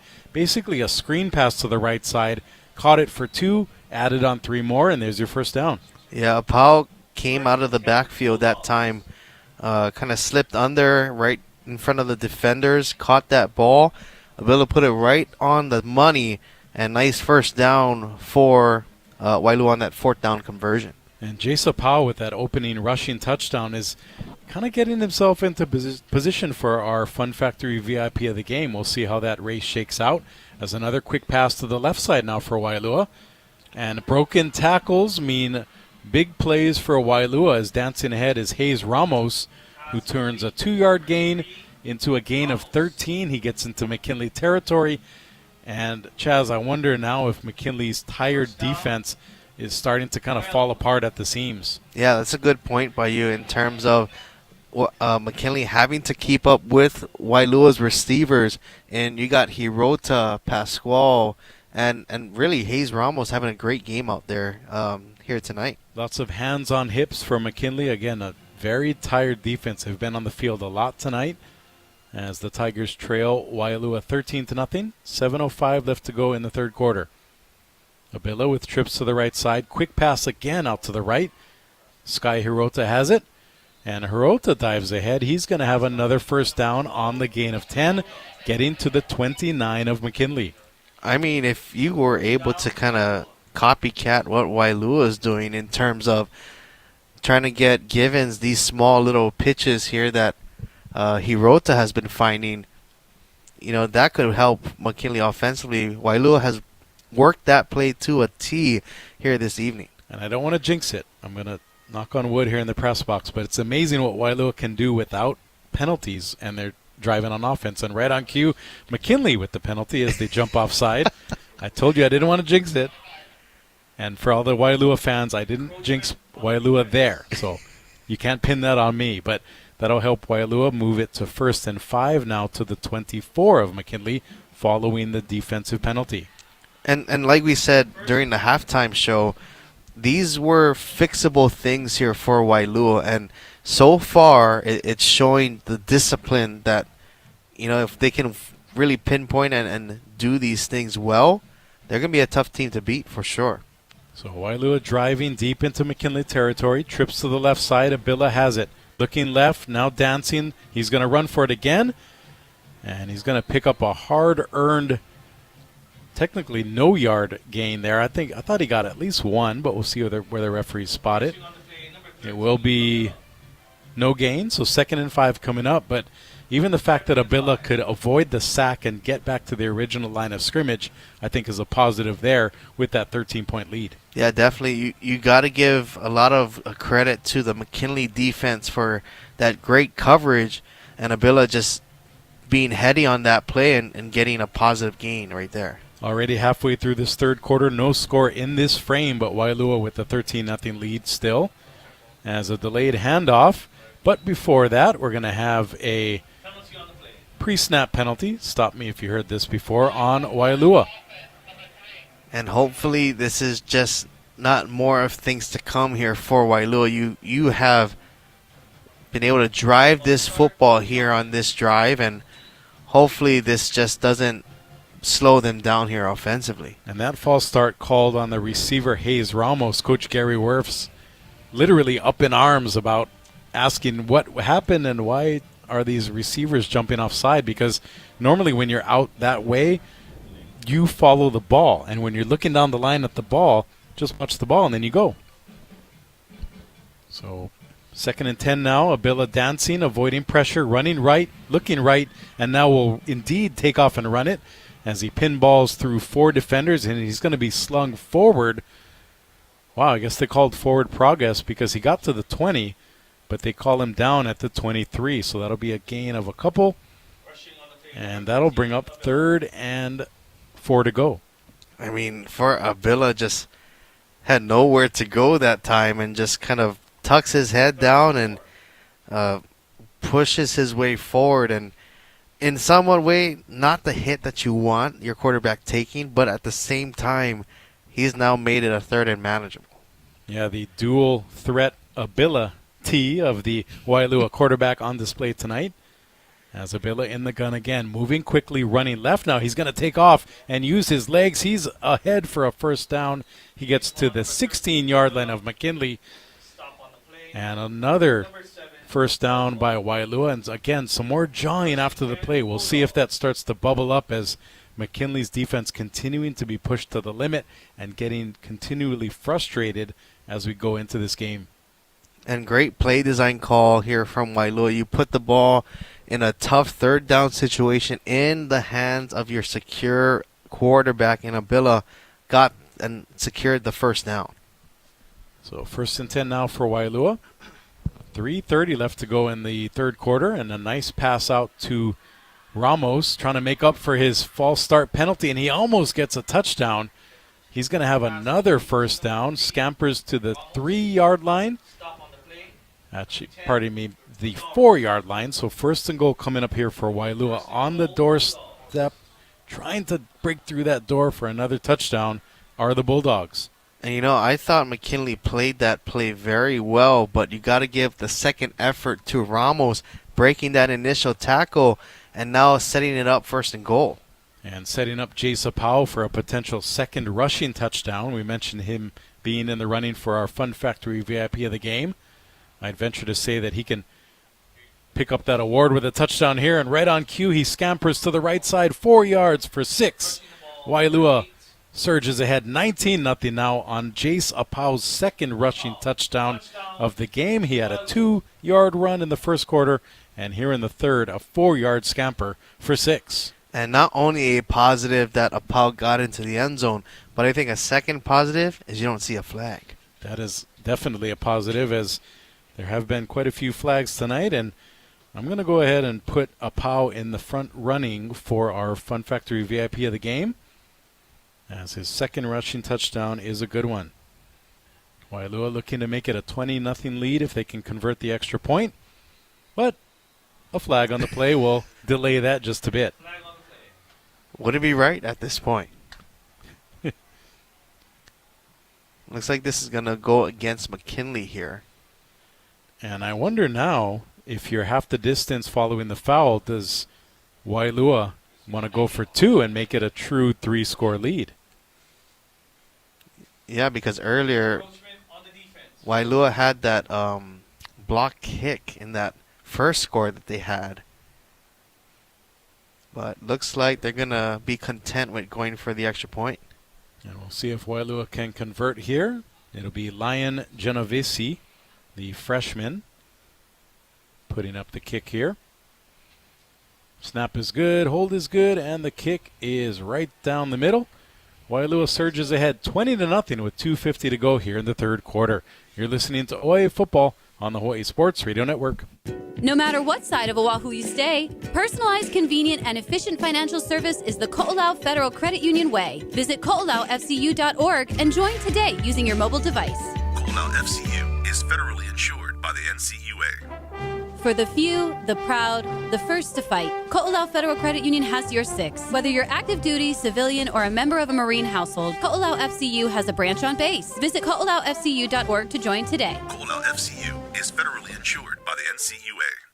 Dial Electric Supply is Hawaii's premier lighting distributor and supplier, serving commercial and retail customers alike. Located at 2240 Kalua Opalena Street, Dial Electric's expanded retail showroom features one of the largest selections of lighting fixtures, fans, and smart home lighting solutions. Schedule an appointment with one of their design experts to create a home lighting design that you will enjoy for many years to come. Visit dialelectricsupply.com or give them a call at 808-845-7811. OIA football on the Hawaii Sports Radio Network is presented by Ko'olau Federal Credit Union. Waialua kicking off to McKinley here shortly after going ahead 20-0. Tigers trying to show some fight here late in the third quarter, as McKinley is going to be bottled up at the 25 on the run back. And Chaz joining me, Kyle Galdera, Chaz Mihara. Waialua doing a great job there. A long, sustained drive, no killer penalties. They got the touchdown, Jace Apau's second rushing touchdown of the game. And now, what do they have to do on defense to really clamp down and keep McKinley at bay? Well, I think at this point is just as much as the offense has done a better job here in this second half of not doing any penalties, I think that has to be the same thing here for Waialua's defense. You don't want to kind of give some small momentums here and there to McKinley in giving them these nice penalties that keeps their drive alive and keeps the offense on the field. And we'll see who the quarterback is. It's either Puja or Taufa. And again, a pre-snap penalty before McKinley can even get things going. They go backward 5 yards on either an illegal snap or a false start. So things snowballing in the wrong direction for McKinley again. 2:38 left to go here in the third quarter. And this third quarter, including all our OIA sports coverage, but especially this third quarter on HSRN, is brought to you in part by Hawaii Pacific Health. HPH takes the team approach to providing the expert care you need when and where you need it. Together, we are creating a healthier Hawaii. Alisson Usaki with the run up the middle. He's going to be stopped for a short loss, and that'll bring up second and about 16, make it 17 for the McKinley offense. Yeah, nice tackle that time by Ruben Berlin, who is also listed as a tight end for this squad, coming up with a nice tackle to set up McKinley in a deep second down. So second and long for McKinley. Not many options as they're probably going to go to the air here. Trips bunch formation to the left. And it's going to be a throw to the right. And a nice job by the DB for Waialua getting up and knocking that one away. That's going to be a PBU for Waialua. And now McKinley really up against it. Third and very long coming up here. You know, I think McKinley chose the right person to go to. I just don't like how deep that pass was. It was pretty much a go route for Taufa down the sideline, and actually Waialua almost coming up with it late towards that later part of that play for the interception. So Fabian Puja, the quarterback, in there for McKinley. Third and 17 coming up here deep in Tiger territory. Puja in the gun. Looking left, throwing left. Another high rainbow type pass.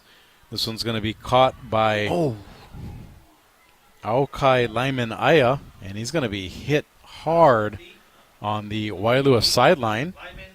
And he pops up. Nice to see him there. And that was a big hit, Chaz, along the sideline. He definitely earned the yardage there on that gain. I thought it's going to be spotted at about the 32 as the box man went back to the original line. Then he came back to where the ball is going to be spotted. And after all that, it'll be 4th and 8. So a gain of 9 yards on that pass. And McKinley, down by 3 scores, is going to go for it late in the third quarter. Yeah, Kahale Vai, the senior, coming with a big hit that time to set up a 4th down. And Puja, the quarterback, now splits out as a receiver. So the potential Puja Pooch is not in play. And now a blocked punt as Waialua races after the loose football. And another special teams positive effort for the Bulldogs as they recover deep in McKinley territory at the 12, make it the 11-yard line. And that was an awesome job getting the penetration up the middle, getting the hands up, blocking the ball, and then most importantly, pouncing on it and maintaining possession. Yeah, it was a slow developing special teams play that time. And Berlin, the one that he almost backpedaled into that block there, went off of him, and Waialua able to recover it in the deep part of McKinley territory. And Apau will be the running back again, so we'll see if he can get the hat trick as far as running touchdowns are concerned tonight. And it is going to be an Apau run. He dances right, now dances left, and he is going to be in for his 3rd rushing touchdown. That one's going to be a 12-yard TD, so Apau is doing it all tonight for Waialua. His 3rd score on the ground makes it 26-0 in favor of Waialua. And you know what? for Pau, I know it's still early in this game, but he's most likely going to be dancing to Fun Factory after this. Do they have a Fun Factory in North Shore? I don't know, but with a $100 gift card, he can find a way to get to his nearest one for sure. There you go. So Pau scores again. That was almost too easy as he danced up the middle. A nice cutback there for 6. Waialua, their extra point is going to be botched, and now a fire play as the holder is going to run for it. He's going to be taken down, and that'll be Sky Hirota, the receiver, who's doing the holding, and that'll be an incomplete or an unsuccessful conversion, and our score holds 26-0 in favor of Waialua. Yeah, nice pursuit that time. Branson Peters on that broken up special teams play to deny Waialua of the 2-point conversion there. But on the flip side, you got to give Waialua a lot of credit. I think Pau has to give a lot of credit to his O-line, who has cleaned things up offensively here in terms of penalties and giving Pau the right lanes to run through. So kudos to Pau on the offensive line.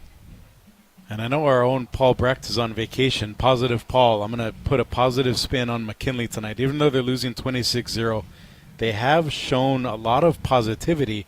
It's just that they haven't been able to put forth a well-rounded offensive effort. And, of course, that special teams play, at this point, this game, I don't want to say it's out of hand, but down by 4 scores without any offense, it makes it difficult to come back in any football game. Yeah, definitely. And hopefully they can start building some confidence here late in this third quarter. It's going to be run back. That is the ensuing kickoff here by Eliza Taufa. And he's going to cut back to the 30-yard line, so another nice run back.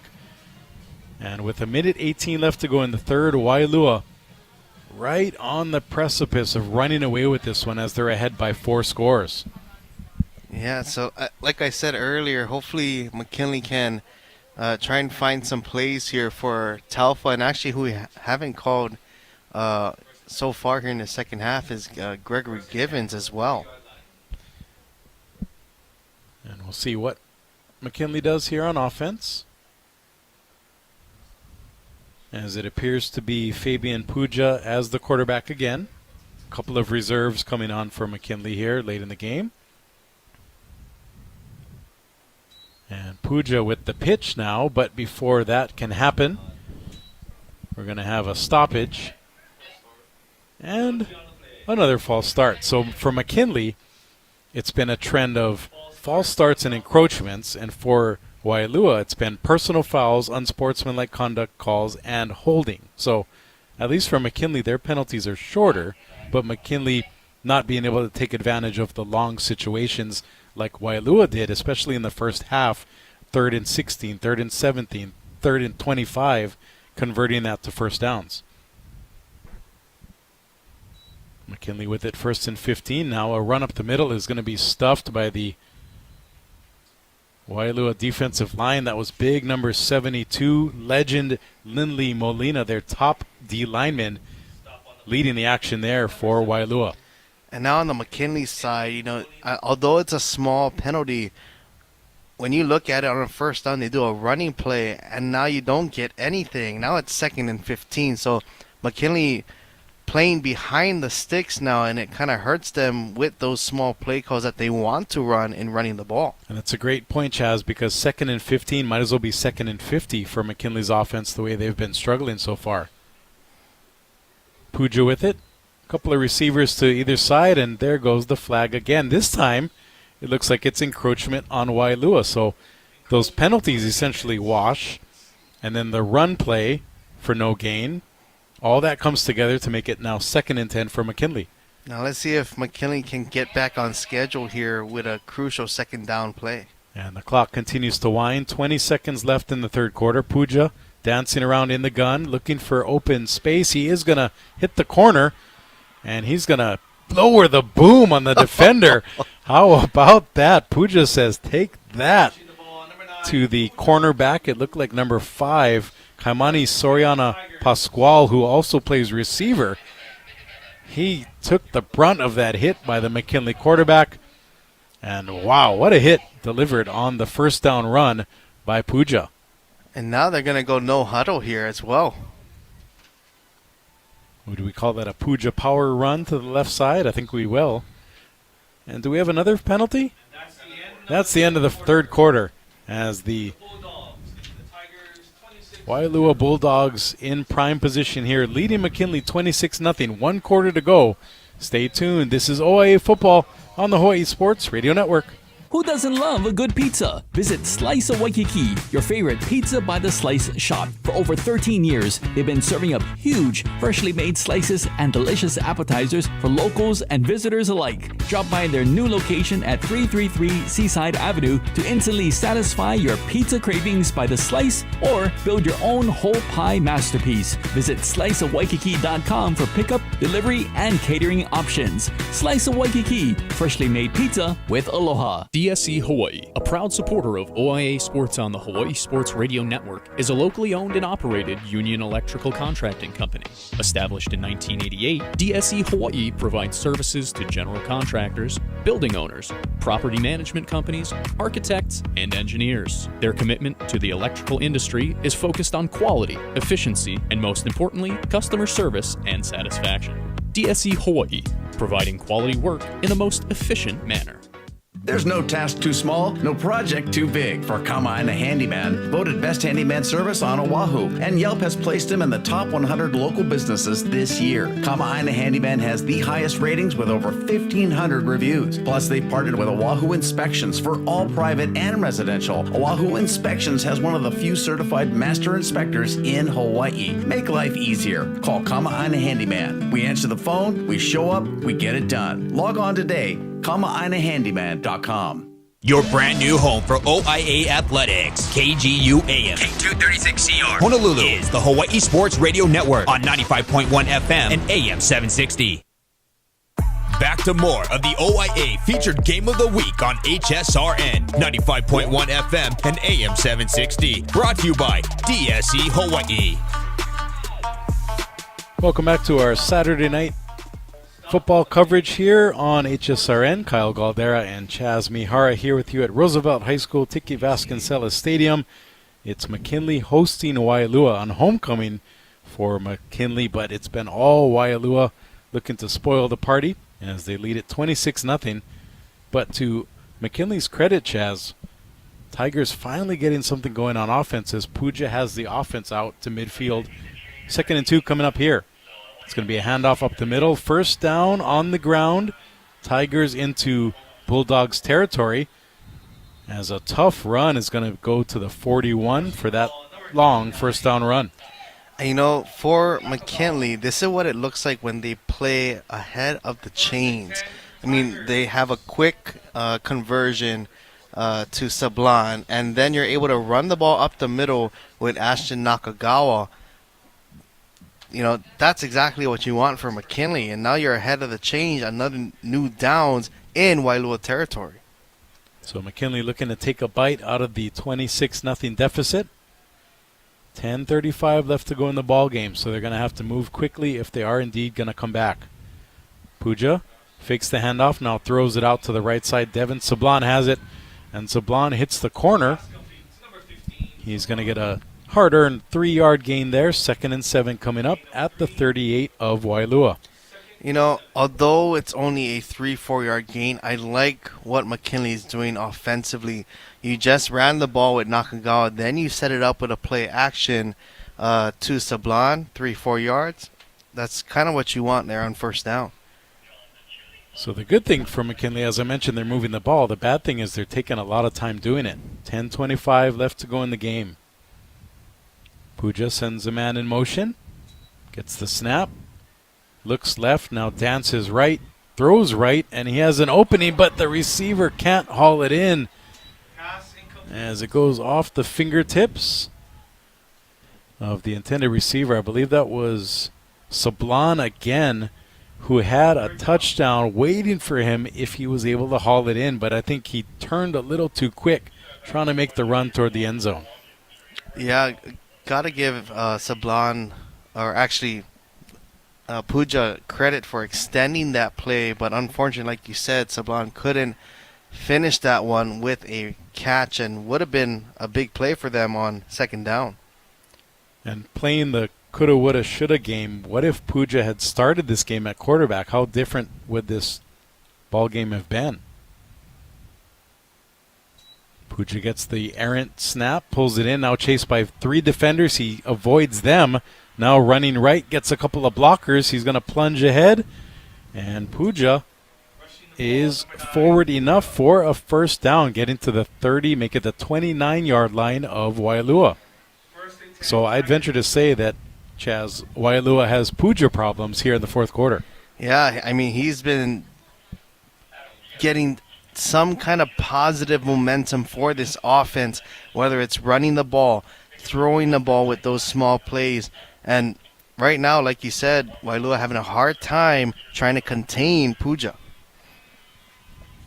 10:06 left in the ball game. McKinley trailing by 26.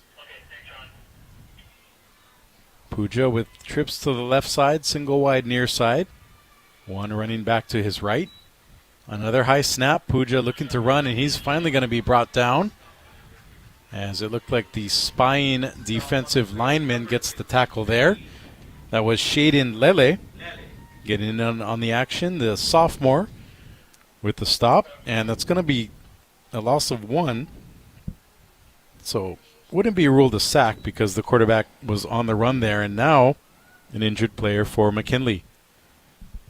And as we wait to identify that player, we have to give a shout out to our friends at Scoring Live. You can visit scoringlive.com for live scores, stats, photos, league schedules, and much more. Speaking of Scoring Live, you can go ahead and check them out for live updates when it comes to other games around the state. And one of the games we're definitely looking forward to tonight, other than this one, of course, is the big matchup between St. Louis and Kamehameha up a couple valleys over on the hills of Kapalama. No score yet, 5:31 in the first quarter. And another game we're looking at, Kohuku, a big 43-0 halftime lead over Farrington. And I bring that up, Chaz, because next week on Friday, October 10th, we're going to have Campbell versus Farrington at 7:30 p.m. right here on HSRN. And I actually chatted with Coach Darren Johnson today. He was watching his nephew play Youth League. I was refereeing that game.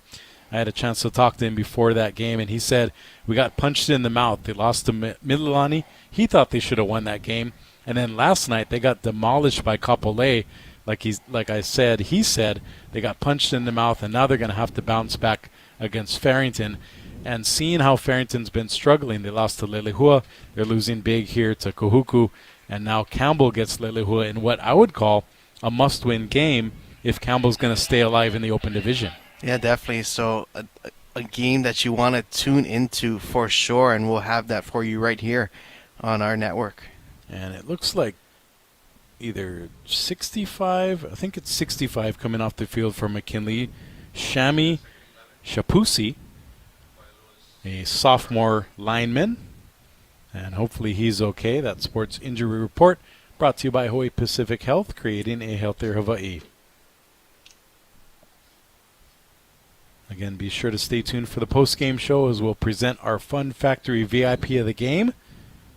I think a lot of us know who that will be, but we're not going to tell you yet. You have to stick around and find out. Back to live action here. Puja incomplete on his pass to the left. That'll bring up 3rd and 11. And now this is like those small things here for McKinley that we've kind of seen throughout this game is now that whenever they have not been able to convert on 2nd and long, that kind of puts them behind the 8 ball when it comes to 3rd and long. And for Waialua, they can kind of play that zone shell defense while also relying on their 4 defensive linemen and maybe even a linebacker to put the pressure on. Speaking of that, it's a blitz. Puja running for his life back there. He's going to be able to get it away, and he completes it. What a pass to Devin Sablon. Sablon fumbles it, though, and Waialua has it. Waialua now bringing it back. The referee is in the way. Fortunately for his safety, he gets out of the way. And what a turn of events. McKinley was a broken tackle away from its first touchdown, but instead another turnover gives Waialua the ball back. And Chaz, it just seems like McKinley is right there as we await the result. It seems like the referees are going to talk about it a bit. Well, there's a lot to talk about because I think on that play, there's a penalty back at where Puja threw that ball. It might be against Waialua. Roughing the passer, so a great eye by you, Chaz, and that'll basically negate everything I just said because Puja was pounded on the rollout. McKinley's going to get the first down, so we'll go from the 29 to the 14.5-yard line, and McKinley's still alive after this long, sustained drive by the Tigers. And the Waialua coaches were actually stepping on the flag and maybe hoping the referees would have forgotten that call there. But nonetheless, like you said, it helps McKinley keep this drive going in terms of they worked really hard to keep it going here. So let's see if they can punch it into the end zone first time being in the red zone here. And I don't have official stats, but I'd venture to say that Waialua is now over the century mark as far as penalty yardage. So they've basically gained more penalty yards than McKinley's gained offensive yards. Puja in the gun, running left now. Being chased, now throws it to an open receiver, and McKinley is on the board as Aliza Taufa gets to celebrate on homecoming. He pulls in a touchdown. That's his, I believe, first touchdown of the year. And a nice job there by the senior hauling that one in.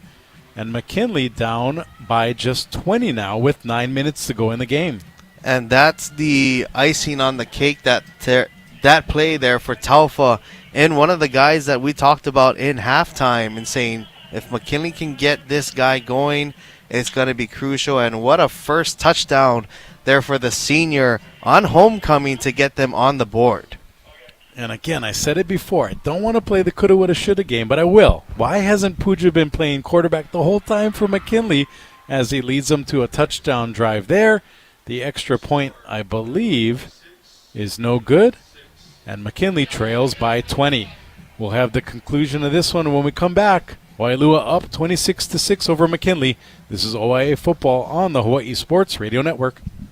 No matter what side of Oahu you stay, personalized, convenient, and efficient financial service is the Ko'olau Federal Credit Union way. Visit ko'olaufcu.org and join today using your mobile device. Ko'olau FCU is federally insured by the NCUA. For the few, the proud, the first to fight, Ko'olau Federal Credit Union has your six. Whether you're active duty, civilian, or a member of a Marine household, Ko'olau FCU has a branch on base. Visit ko'olaufcu.org to join today. Ko'olau FCU is federally insured by the NCUA. Here's Dr. Jamie Fukui with a health tip from Hawaii Pacific Health. When it comes to breast cancer, early detection could save your life. That's why it's recommended all women get a mammogram every year, starting at age 40, or younger if there's a history of breast cancer in your family. Schedule your mammogram today at one of our medical centers or clinics. Women who get a mammogram in October will receive a special gift while supplies last. Online scheduling is easy at hawaiipacifichealth.org/mammogram.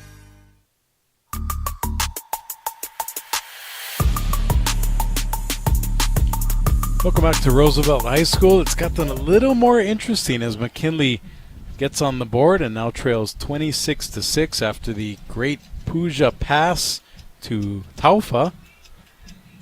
And now on the ensuing kickoff, more flags on the field. It looked like McKinley might have jumped ahead of the kick, and therefore they're going to move back 5 yards. And McKinley was going for an onside kick on that play as well. So nice job there by the ref shutting it down before any extra hitting took place. And now McKinley will be kicking off from its own 35. Exactly 9 minutes left to go in the game.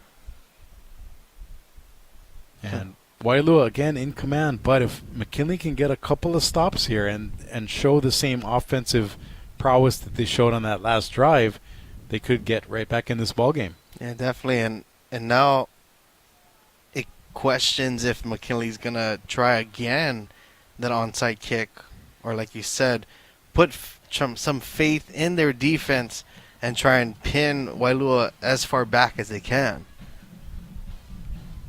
So McKinley lining up for the kickoff again.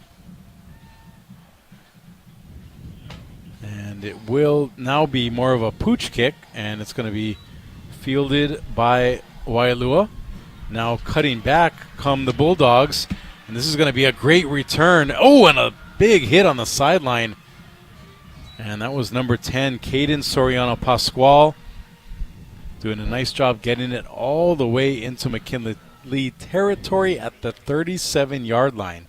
So Waialua in business again. It'll be up to their offense now to try to cash in and extend this lead even more. And Soriano Pascual is only a freshman on this squad, so this is a guy that I feel that they can definitely build around in the future here for Waialua. We'll see what Waialua does here. Going back to that empty set, 5 receivers, 3 to the right, 2 to the left. Abila in the gun again. Bad snap, and this one is bouncing around. Who's going to pick it up? I think McKinley has it. It is going to be Abila, though, according to the referees. So that'll be a loss of about 11, and that's exactly what McKinley wanted there on defense. If only they could have recovered the ball, they would have been in great shape. Yeah, and, it wasn't a great snap either, but the sure hands of Abila under a pressure time situation like that, able to come up with it as McKinley just unleashed there on that last play as well. And I think Coach Gary Wirfs will agree with me that even if Waialua can get the win tonight, if they play like this against Castle on Thursday, they're not going to get that win against a tough Knights team. Oh, and a pick! This one's going the other way. This is what McKinley needed. It's going to be a pick 6, about 50 yards on the run back.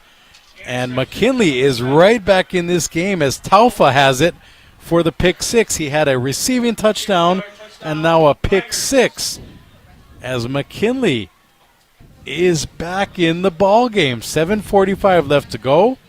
McKinley trailing by 13. And Taufa on his way to the end zone was looking like he was heading to Fun Factory on that play, because he has my vote for McKinley in terms of being their player of the game, as he's done it in the end zone. He's done it on defense on that last big play, and now giving McKinley an opportunity here late in the fourth quarter. And according to our own Michael Lascaro, he's counting that as a 53-yard return. So we're going to go along with him. A big play by Taufa. And now, do we have another penalty? Yep. And it's now encroachment on Waialua. So now if you're McKinley, you're going to be at the 1.5-yard line down by 14. Do you go for the extra point or do you go for 2? What does the analytics sheet say? That's a tough decision here. And I mean, you're already looking with the time being down, and already how McKinley has been going offensively. There's a high chance that they could get the 2-point conversion being that far away. So I guess if you're earlier in the game and you had a good kicker, you'd go for 2, try to make it a 12-point game, because then you can get 4 field goals.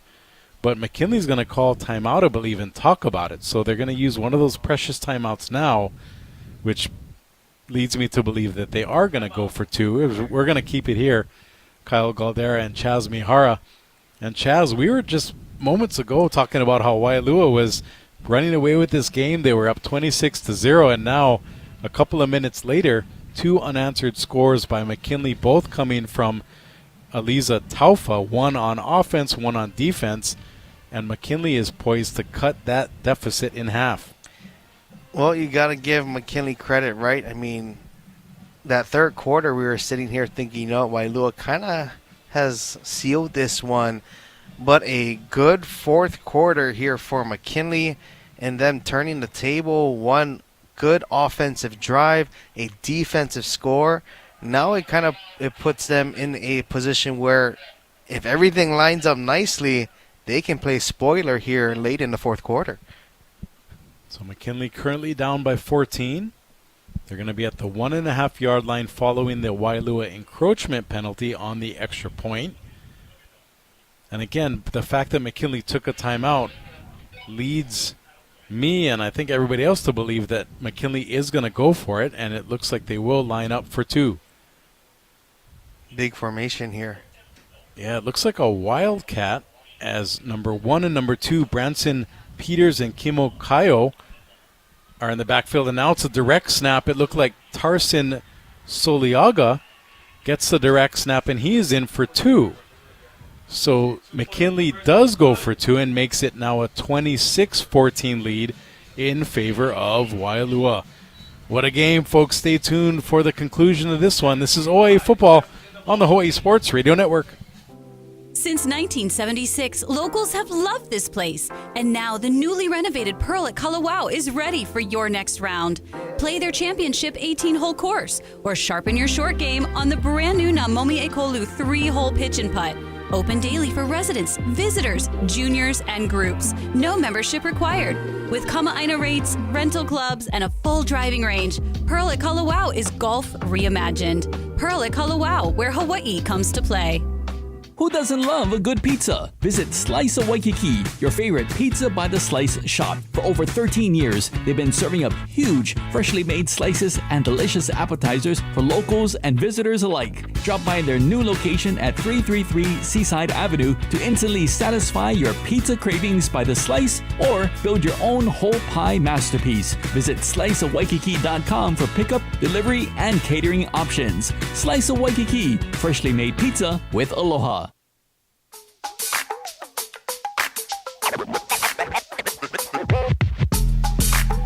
Following that McKinley score and 2-point conversion, the Tigers try the onside kick, and it is corralled by Waialua. So, Chaz, that was a great play by the special teams of the Bulldogs, knowing that they've basically given up 2 straight scores and have seen the lead dwindle to now a 2-score lead. They were in cruise control. Now it's a bit of a tougher battle if Waialua is going to close this one out with 7:42 left to go in the ballgame. And, that's kind of what we talked about at the halftime, too, and saying that it's only a 13-0 game at the half, and Waialua is going to have to finish it here. And Abila misses the handoff, and he fumbles it. It looks like a lineman got on top of it, but again, Waialua going backward here in this game. They were in offensive control, getting chunk yardage, and now Abila's struggling. He handed off in the wrong direction, tried to hang on with it. The ball got poked out, and Waialua very fortunate to keep the ball there. It's so interesting how quickly a game can change. And now it just looks like McKinley is the one that is almost being confused here offensively. So Emery Abila back in the shotgun. And Waialua will call time. I think Coach Gary Wirf senses what we talked about, Chaz. They're kind of seeing the momentum shift to McKinley. And not to be hyperbolic here, but if McKinley can get a 3-and-out stop, they're right back in the game, where if they can get a quick strike on offense, maybe get an onside kick to finally work, they can really surge ahead and finally take the lead for the first time tonight. Yeah, and at the same time, too, it just almost looks like Waialua is not the same offense that we've seen in that early parts of the third quarter and even in the first half. So McKinley could be Johnny on the spot again and coming up with a big play. I already see him out there in Taufa just kind of being anxious at the bits, just trying to get the ball back. Yeah, and Taufa literally stalking across the middle of the field looking at the opposing offense for Waialua. He's kind of a rover. He's a deep safety now up to the linebacker position. And McKinley's defense is fired up. Another tackle for loss, as it looks like number 6, Tarsin Soliaga, gets in there. He was the one that forced a fumble earlier.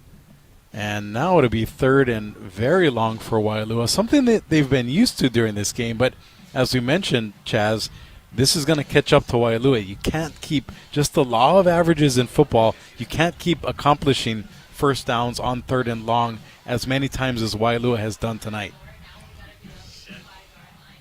So we'll see what the Bulldogs do here. 3rd and 14 coming up from the McKinley 39. Abila takes off. Could he get another first down? He does.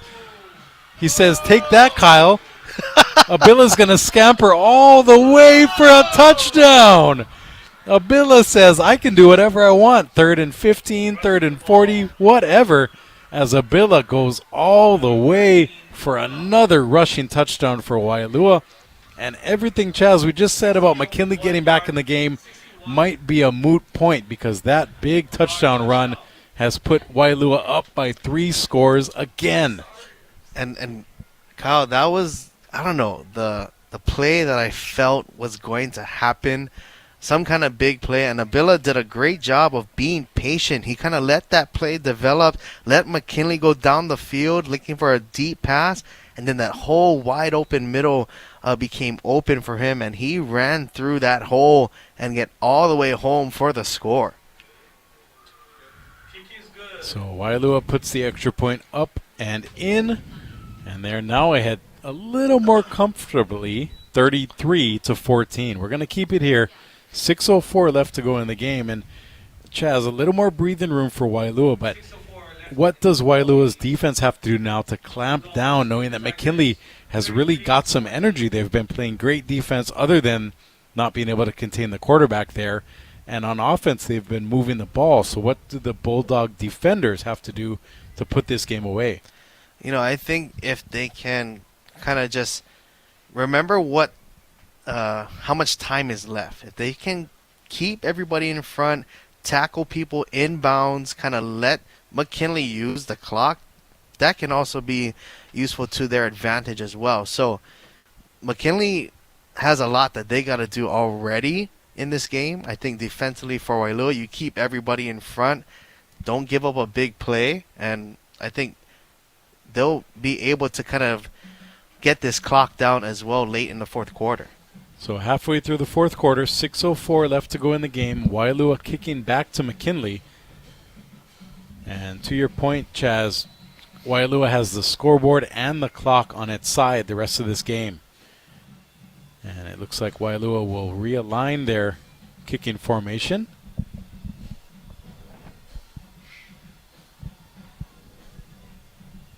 And that should be Lion Genovese kicking it away. The right-footed boot is short, goes to the 30-yard line and actually out of bounds. So that's exactly what you don't want to happen, because now Waialua is going to give up penalty yardage again on the illegal procedure. And McKinley's going to have it in great field position on offense. You know, I almost wonder, not playing the wonder game, but what if he would have kicked it on the first try? Would it have been the same outcome? And interesting, Coach Gary Wirfs was standing where that ball was kicked, but I think he wanted it to basically stop there as opposed to bouncing out of bounds. So the kicker did what he was supposed to do, just didn't quite execute the location. And after all that, it'll be 1st and 10 at the 35 of McKinley. And we'll see what the Tigers can do here. 6:04 left in the game. Tigers trailing by 3 scores. Puja, the quarterback again for McKinley. It's going to be a fake handoff now. A quick toss to the right side. Inbounds is Aukai Lyman Aya. And he picks up 3 yards, but the clock continues to churn. McKinley's going to have to move a little quicker than that if they're going to try to overcome this 19-point deficit. Yeah, and this is what we were talking about too, Kyle. As Waialua, you're okay with these small passes and them being completed inbounds. Waialua playing a soft zone defense, 4 on the line, everybody else in the defensive backfield. 2 high safeties deep. Puja gets the snap, fakes the handoff again. Pump fakes, now running.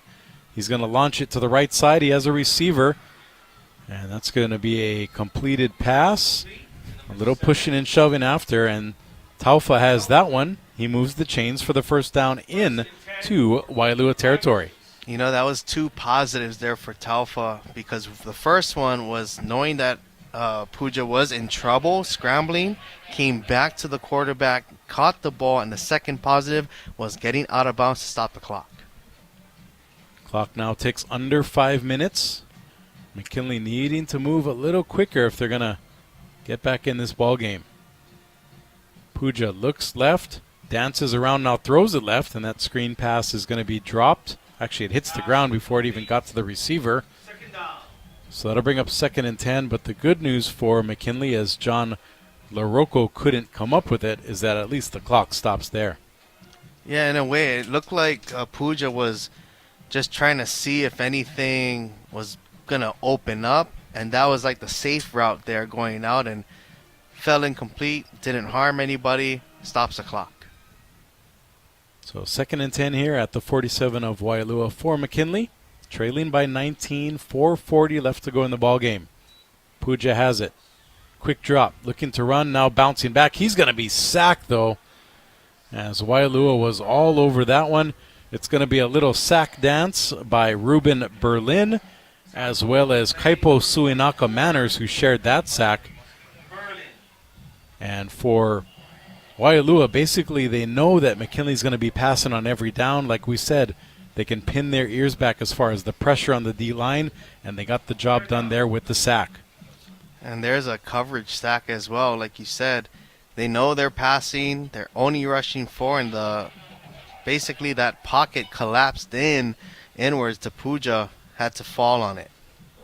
We're now under 4 minutes to go. McKinley, 4 receivers, trips to the left side here.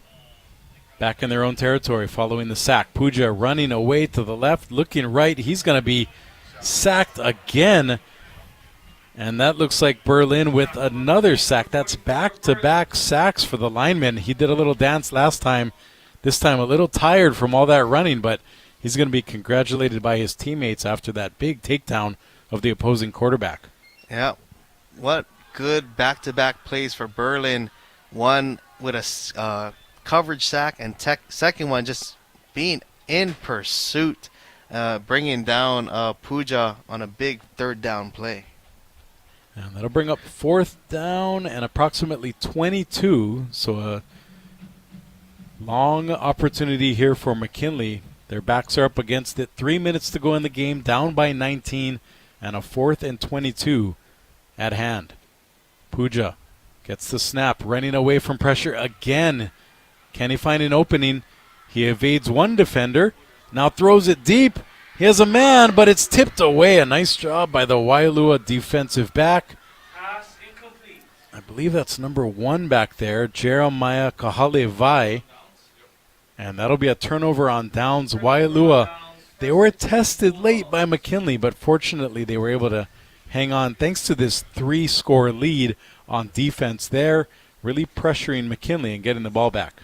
Yeah, Kahalevai just got enough of that one to kind of bat it away at the last second, getting in front of the wide receiver for it to fall incomplete. So now Waialua setting it up nicely as a victory here in 4th quarter. And it'll be the backup running back, Brendan Ramirez Wojciech. He's going to get the handoff and plunge ahead, and he is well ahead for a 1st down, picking up 20 yards there.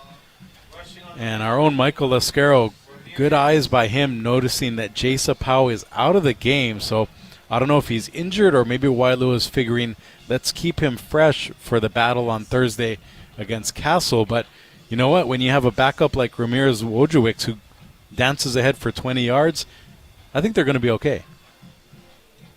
Coming up on the 2:10 mark here in the game, a couple minutes left.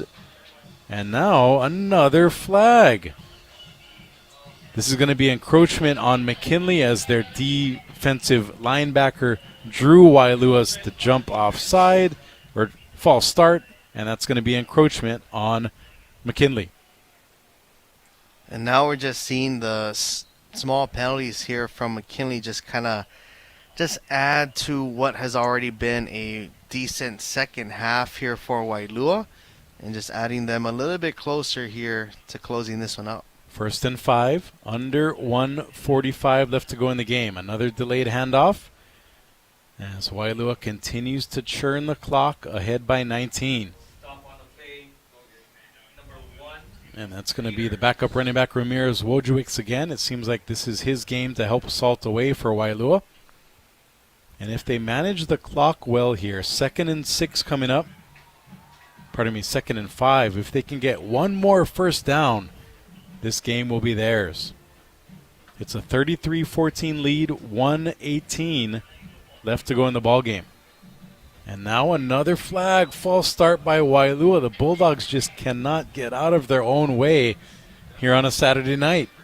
I mean, at this point, You got to tell the referee to use the other hand just so that it's evened out. You know, you don't want too much of the right hand going, the right arm there. The trainers are going to make ice bags for the players and then one for each of the referees with all these flag throwing action here tonight. 2nd and 10 now following that penalty. And another handoff by Waialua. And that'll be a gain of 2 as we will tick under the 1 minute mark. 3rd and long coming up. My question that I was going to ask you is, do you throw your hand with the right hand or your flag with the right hand or left hand? I do because I'm right-handed and I keep my flag on the right side. So because of that, yes.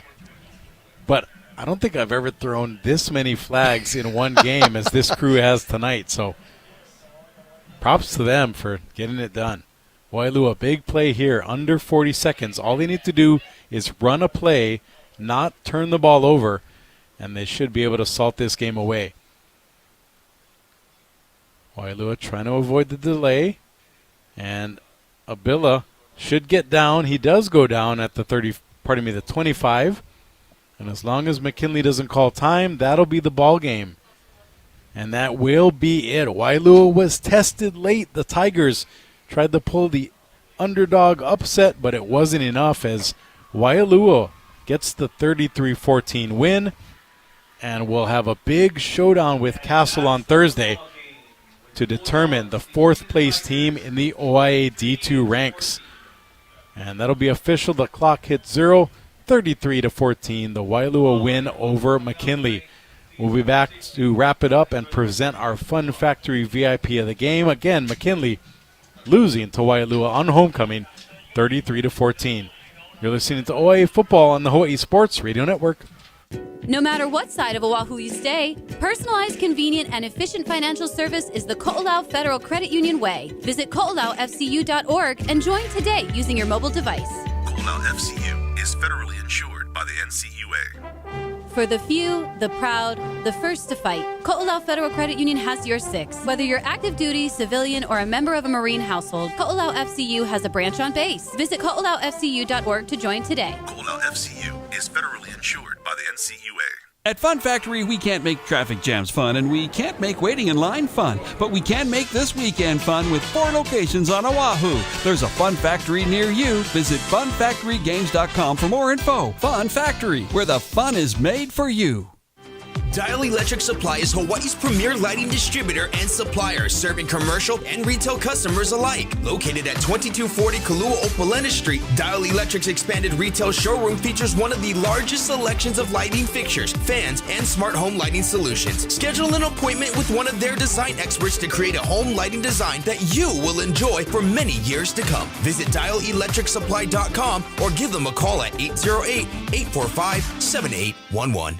Here's Dr. Jamie Fukui with a health tip from Hawaii Pacific Health. When it comes to breast cancer, early detection could save your life. That's why it's recommended all women get a mammogram every year, starting at age 40, or younger if there's a history of breast cancer in your family. Schedule your mammogram today at one of our medical centers or clinics. Women who get a mammogram in October will receive a special gift while supplies last. Online scheduling is easy at hawaiipacifichealth.org/mammogram. DSE Hawaii, a proud supporter of OIA Sports on the Hawaii Sports Radio Network, is a locally owned and operated union electrical contracting company. Established in 1988, DSE Hawaii provides services to general contractors, building owners, property management companies, architects, and engineers. Their commitment to the electrical industry is focused on quality, efficiency, and most importantly, customer service and satisfaction. DSE Hawaii, providing quality work in the most efficient manner. Fun Factory can't make taking tests fun, and they can't make homework fun, but they can make good grades fun. Upload your report card and turn in your A's, B's, M's, and MP's into game tokens. Visit funfactorygames.com/honor-roll. OIA Athletics on the Hawaii Sports Radio Network, 95.1 FM and AM 760. Brought to you by Dial Electric Supply. Welcome back to Roosevelt High School. Waialua putting the finishing touches on a 33-14 win over McKinley. With the win, Waialua improves to 2-3 in the OIA D2 standings. McKinley drops to 1-4. And that's good news for Waialua because they now play Castle on Thursday. Castle's at 3-2. So if Waialua can beat Castle, both teams will be 3-3. Waialua will have the tiebreaker, and Waialua will be in prime position to get into the OIA D2 playoffs. So Chaz Mihara joining myself, Kyle Galdera, as we wrap up this edition of OIA football on HSRN. What are some of the positives that you took away from Waialua in this win tonight? Well, I think it gives Waialua a lot of confidence moving forward that, hey, if we can kind of clean up our self-inflicted wounds, we have the capability to be a really tough team to play. Going back to last week for them in a 21-14 loss against Kalaheo, I think that kind of boosted them and kind of gave them that like little chip on their shoulder to kind of say, hey, you know what? We got to go out there. We got to play it. And there's a opportunity for us to make the D2 playoffs. And I think this is the step in the right direction here for Waialua. And what about McKinley? Obviously losing tonight, but they had great signs of life late. And we kind of thought, what if they had done that earlier in the game? That's always, of course, when you lose, you think, what could I have done differently? But what are some takeaways from McKinley that they can use as they try to finish this season out strong? Well, I think you got to look at the score, 33-14. It easily could have been 33-0. You know, here for McKinley, you got to take the small wins when you can. They didn't quit at the end. You know, got to give a lot of credit to Eliza Taufa and the way that he played, because I think that then impacted other players to start stepping up. And it was a good fourth quarter for Fabian Puja in the senior in the way that he kind of led that offense. And I think if they can copycat those things to kind of finish out the season, I think that's going to give them a good feeling about, hey, you know what? Yeah, things didn't go as planned, but if we can kind of focus on these things, it's going to give us a better opportunity to finish out the season. So Taufa, if McKinley had won, would have been an easy choice for our Fun Factory VIP of the game. But unfortunately for McKinley, they didn't win tonight. And the winner, Waialua, will take home that award. Before we present our winner of that award tonight, we want to remind you that you too can become a Fun Factory VIP when you accumulate $100 or more spent at your favorite Fun Factory location. You'll receive VIP bragging rights plus discount pricing on games and more. Visit funfactorygames.com for more info. Now, Chaz, our last order of business is to present our Fun Factory VIP of the game. Who's going to take home that award and the Fun Factory gift card? Well, we have from Waialua, the 5'10", 185-pound senior, and Jay Sapau, one of the captains on this squad, had 3 rushing touchdowns here to kind of seal the victory here tonight for Waialua. And I think the way that he was able to run, I think the offensive line has done a great job in those moments to provide him different lanes to run through. And going back to his last score, he went into the end zone untouched. And that has a lot to do with how the offensive line has been blocking. So kudos to him and his offensive line. He'll probably take them to Fun Factory to support them as well. Congrats to Jay Sapau, the Fun Factory VIP of the game. Waialua with the 33-14 victory over McKinley. And again, a big showdown on Thursday with Castle to see who can get into that OIA Division II playoff race. Before we wrap things up here from Roosevelt, we have to give our big shout out and mahalo to the Roosevelt Athletic Department for hosting us here in their comfortable press box. Michael Lascaro doing a great job down on the field, feeding us information throughout the game, getting great photos and videos. You can check that out, especially on social media. Follow us at High Sports Radio. And also Ku'ule Agbayani doing a great job as our in-studio engineer and producer, keeping us on track and online. And of course, Chaz Mihara, great job. I'll give you the last word before we wrap it up. Yeah, first off, Kyle, it's great to always work with you again. It's our first game that I get to work with you this season.